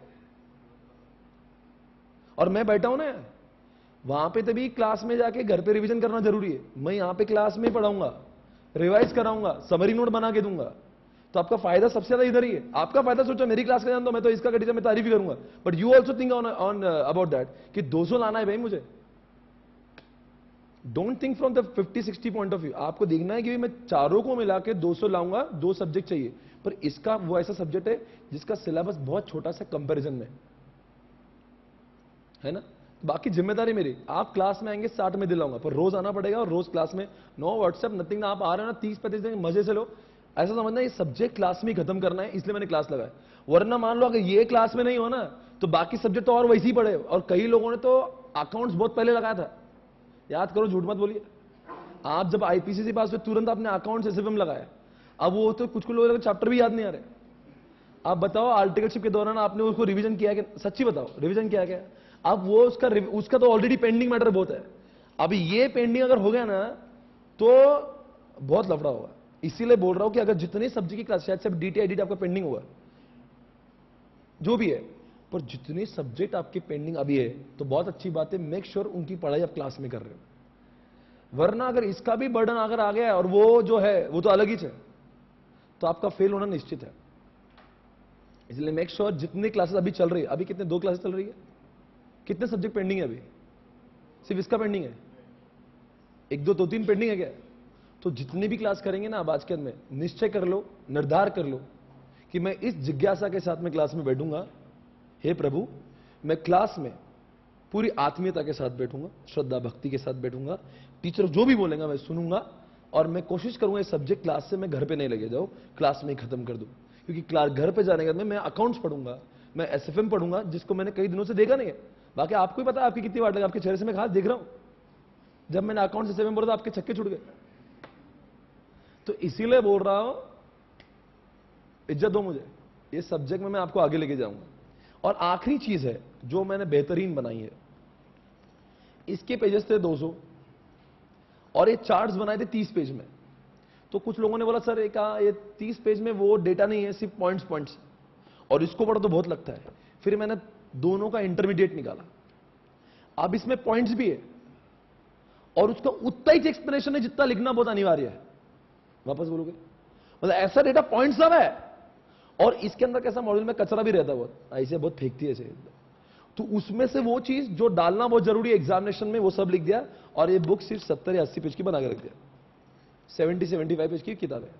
इसको पढ़ लिया ना, इनफ। पर मैं इस किताब से नहीं पढ़ाऊंगा, क्योंकि ये किताब तब समझ में आएंगी जब ये पढ़ेंगे। तो आपकी सर्व तैयारी मैं यहां से करूंगा, आपको बता दूंगा कैसे पढ़ना है। ये बुक है 70 पेज की। अब सोचिए 70 पेज में इसका game over. But this 70 pages can understand only if you understand this 200 pages. Okay, understood baby, everybody? Okay fine. तो अभी क्या करेंगे, पहले हम लोग क्या करेंगे, पहले कॉन्सेप्ट पढ़ाएंगे। 1 नंबर, ऐसा कोई भी दिन नहीं आएगा कॉन्सेप्ट नहीं समझा। कॉन्सेप्ट 1 नंबर घुस के पढ़ेंगे। पहली बात तो कॉन्सेप्ट पढ़ेंगे, रट्टा मारने का नहीं। एग्जामिनेशन में याद आना जरूरी है, पर याद तब आएगा जब वो समझा है। तो पहले क्या पढ़ेंगे, कॉन्सेप्ट्स। फिर रोज क्या करना चाहिए, याद आना चाहिए, इसलिए हम लोग रोज रिवाइज करेंगे। जैसे आईटी में आप लोगों ने क्लासेस की मुझसे, 5वां दिन होगा तो पहले 4 दिन का रिवीजन, 10वां दिन होगा तो पहले 9 दिन का रिवीजन, फिर 10वां दिन का रिवीजन, 15वां दिन होगा पहले 14। मतलब इस तरह से बार बार करेंगे ना, अंदर से निकलेगा बार, अरे सब आता है। और this is what is exactly needed. But directly आप बोलेंगे सब याद करवा दो तो फिर कोई फायदा नहीं, unless you understand it you can not remember it. तो पहले क्या करेंगे, समझेंगे। पहली बात कॉन्सेप्ट। तो पढ़ाने का स्टाइल ऐसा हो जाएगा, आपको ये देखना कि सर वो कैसा पढ़ाएंगे भाई। तो पहले पढ़ाएंगे कॉन्सेप्ट्स को डिटेल में, एग्जाम्पल से पढ़ाएंगे, प्रैक्टिकल दिखाएंगे क्लास में, केस स्टडी देंगे, इस पूरा कॉन्सेप्ट समझेंगे। फिर क्या करेंगे, रिवाइज करेंगे, बहुत बार रिवाइज करेंगे। कितने बार, क्यूमुलेटिव करेंगे। क्यूमुलेटिव का मतलब समझते हैं, पूरा एक साथ स्टार्ट टू एंड। कितने बार करेंगे, बहुत बार करेंगे। जब तक है जान, जब तक आपको याद नहीं आएगा, तब नहीं, ऐसा जबान पे नहीं आएगा तब तक रिवाइज करेंगे। और सर उसके बाद इतना 2 होने के बावजूद भी बच्चा फेल हो जाता है, क्यों? ये करूंगा तो आपको समझ गया, ये करूंगा तो एग्जामिनेशन में याद भी आ जाएगा। आपको मेमोरी टेक्निक्स भी दूंगा बहुत सारे, जैसे आईआईटी में दिया करता था। इस सिलेबस में 700 पॉइंट्स है, आईआईटी में तो भी कम थे। 700 to 800 पॉइंट्स है एक सिलेबस। बताओ, एक क्वेश्चन बताओ। चैप्टर जो 2 चालू करूंगा उसमें कैरेक्टरिस्टिक्स 6 टाइप के, characteristics of TPS, characteristics of MIS, characteristics of EIS, characteristics of ERP, ऐसे कैरेक्टरिस्टिक्स ऑफ इंफॉर्मेशन सिस्टम, और एक कैरेक्टरिस्टिक्स। 6 कैरेक्टरिस्टिक्स है। बताओ क्या होगा उसमें, इसके 8 पॉइंट, इसके 10 पॉइंट, इसके 4 पॉइंट, वो पूरा मैशअप होएगा। इसीलिए वो मैशअप नहीं होना चाहिए, इसलिए हर एक आंसर की मेमोरी टेक्निक होगी और आपको समझ जाएगा इसका आंसर वही थे, उसका आंसर। पर मेमोरी टेक्निक एक बार बोल के फायदा नहीं है। आपको आईपीसीसी में आता, हम लोग कैसे करते थे, वो चीख कर बोलना, चिल्लाना जोर जोर से, एकदम वैसा माहौल और बनाएंगे। पर ऐसा दीवाना होकर पढ़ेंगे, ये चीखेंगे बच्चों ऐसे, ताकि हमें, आपको बताओ, वो कान में गूंजना चाहिए आवाज। आपको आईपीसीसी के अभी भी कुछ क्वेश्चन याद होंगे, कुछ याद है? ऑनलाइन बैकअप, कुछ याद है? ऑफलाइन बैकअप, और बहुत सारे क्वेश्चन होंगे आपको याद होगा, सीट की बीवी। ये सारे जो क्वेश्चंस है ना, आपको जैसे याद आएंगे, ये मेमोरी टेक्निक आपको मैं गूंजते आपकी कानों में, इतना पढ़ेंगे उसको। पर इतना होकर भी आपको लिखते नहीं आएगा, इतना होकर भी 60 नहीं आएंगे। फिर बोलेंगे क्या कमी है, बिकॉज आपको यही पता नहीं एग्जामिनेशन में लिखते कैसे हैं। Much to write, what to write, what not to write, इन सारी चीजों के बारे में जानना जरूरी है। इसलिए हर मॉड्यूल होने के बाद में हम एक टेस्ट रखेंगे। मॉड्यूल 1 के बाद एक टेस्ट, 18 दिनों के बाद एक टेस्ट, और दूसरी टेस्ट होगी 35 दिनों के बाद। जिससे क्या समझेगा, आपको यह समझेगा। और वर्चुअल में देखता हूं मैं, कई लोग एग्जाम देते भी नहीं, पर आप लोग लाइव में आप जरूर देना, बिकॉज आपको पास होना है। वर्चुअल में क्या करते हैं बच्चे, दे टेक इट लाइटली। अगर मैं बोलूंगा अभी टेस्ट है कल, तो सब लोग को लगता है हॉलीडे और कोई आएंगे ही नहीं। There is nobody to control. वो बाढ़ में जाए, जो लोग देंगे नहीं बाढ़ में जाए। मैं क्या हूं, मैं टीचर, मेरा क्या एडवाइस करने का काम है कि देना जरूरी है। अब जो वर्चुअल में भी जो ईमानदार बच्चा देगा, लिखना जरूरी है भाई। मैं पढ़ा दूं, पर आपको यह तो पता होना चाहिए एग्जामिनेशन में कितना कंटेंट लिखना है, कैसा लिखना है, डायग्राम, चार्ट, क्या लिखना है, टेक्निकल वर्ड चाहिए कि नहीं चाहिए, कितनी जगह 2 लाइंस के बीच में होना चाहिए, कितना क्वांटम होना चाहिए, कौन सा क्वेश्चन पहले सॉल्व करना चाहिए, और एग्जामिनेशन का थ्रिल एक बार आना जरूरी है उस फाइनल एग्जामिनेशन से पहले। इसीलिए हर 18 दिन के बाद आपकी टेस्ट होगी 50 मार्क की। पहले 4 चैप्टर के ऊपर 50 मार्क और दूसरे 4 चैप्टर के बाद में 50 मार्क, जो आपको भी देना है और वर्चुअल वाला आपको भी देना है? जिससे क्या समझेगा, पेपर जब चेक होगा तो आपको जब कम मार्क्स आएंगे तो मुझे बड़ी खुशी होगी और आपको भी। आप बोले हमको खुशी नहीं, हमको नाराज होगी। अरे अभी तो कम मार्क्स किस में आए, वो तो अच्छा हो ना, वहां पे कम आने से अच्छा आपको अभी समझ में, अच्छा ऐसा लिखो तो मार्क्स नहीं मिलते। तो अगर उसमें कम मार्क्स में, तो do not feel bad about it, because अपने पास में we have got again 3-4 months to have grip on the subject. इसीलिए डोंट वरी अबाउट दैट। वो सब मैं राइटिंग में कवर करवा के लूंगा, आपको बताऊंगा क्या लिखना है क्या नहीं लिखना है। ये सब तीनों करोगे ना आप, बहुत ऊपर जाएंगे। राइट? बस ऐसे ही पढ़ेंगे, बुक्स भी है, सब कुछ है। बस ब्रेक के बाद में मिलेंगे। अब ब्रेक के बाद में चालू होगा कॉन्सेप्ट। ओके से I will see after break. 10 minute के ब्रेक के पश्चात हम लोग पढ़ेंगे आज चैप्टर नंबर 2। ब्रेक नहीं चाहिए तो कंटिन्यू करोगे?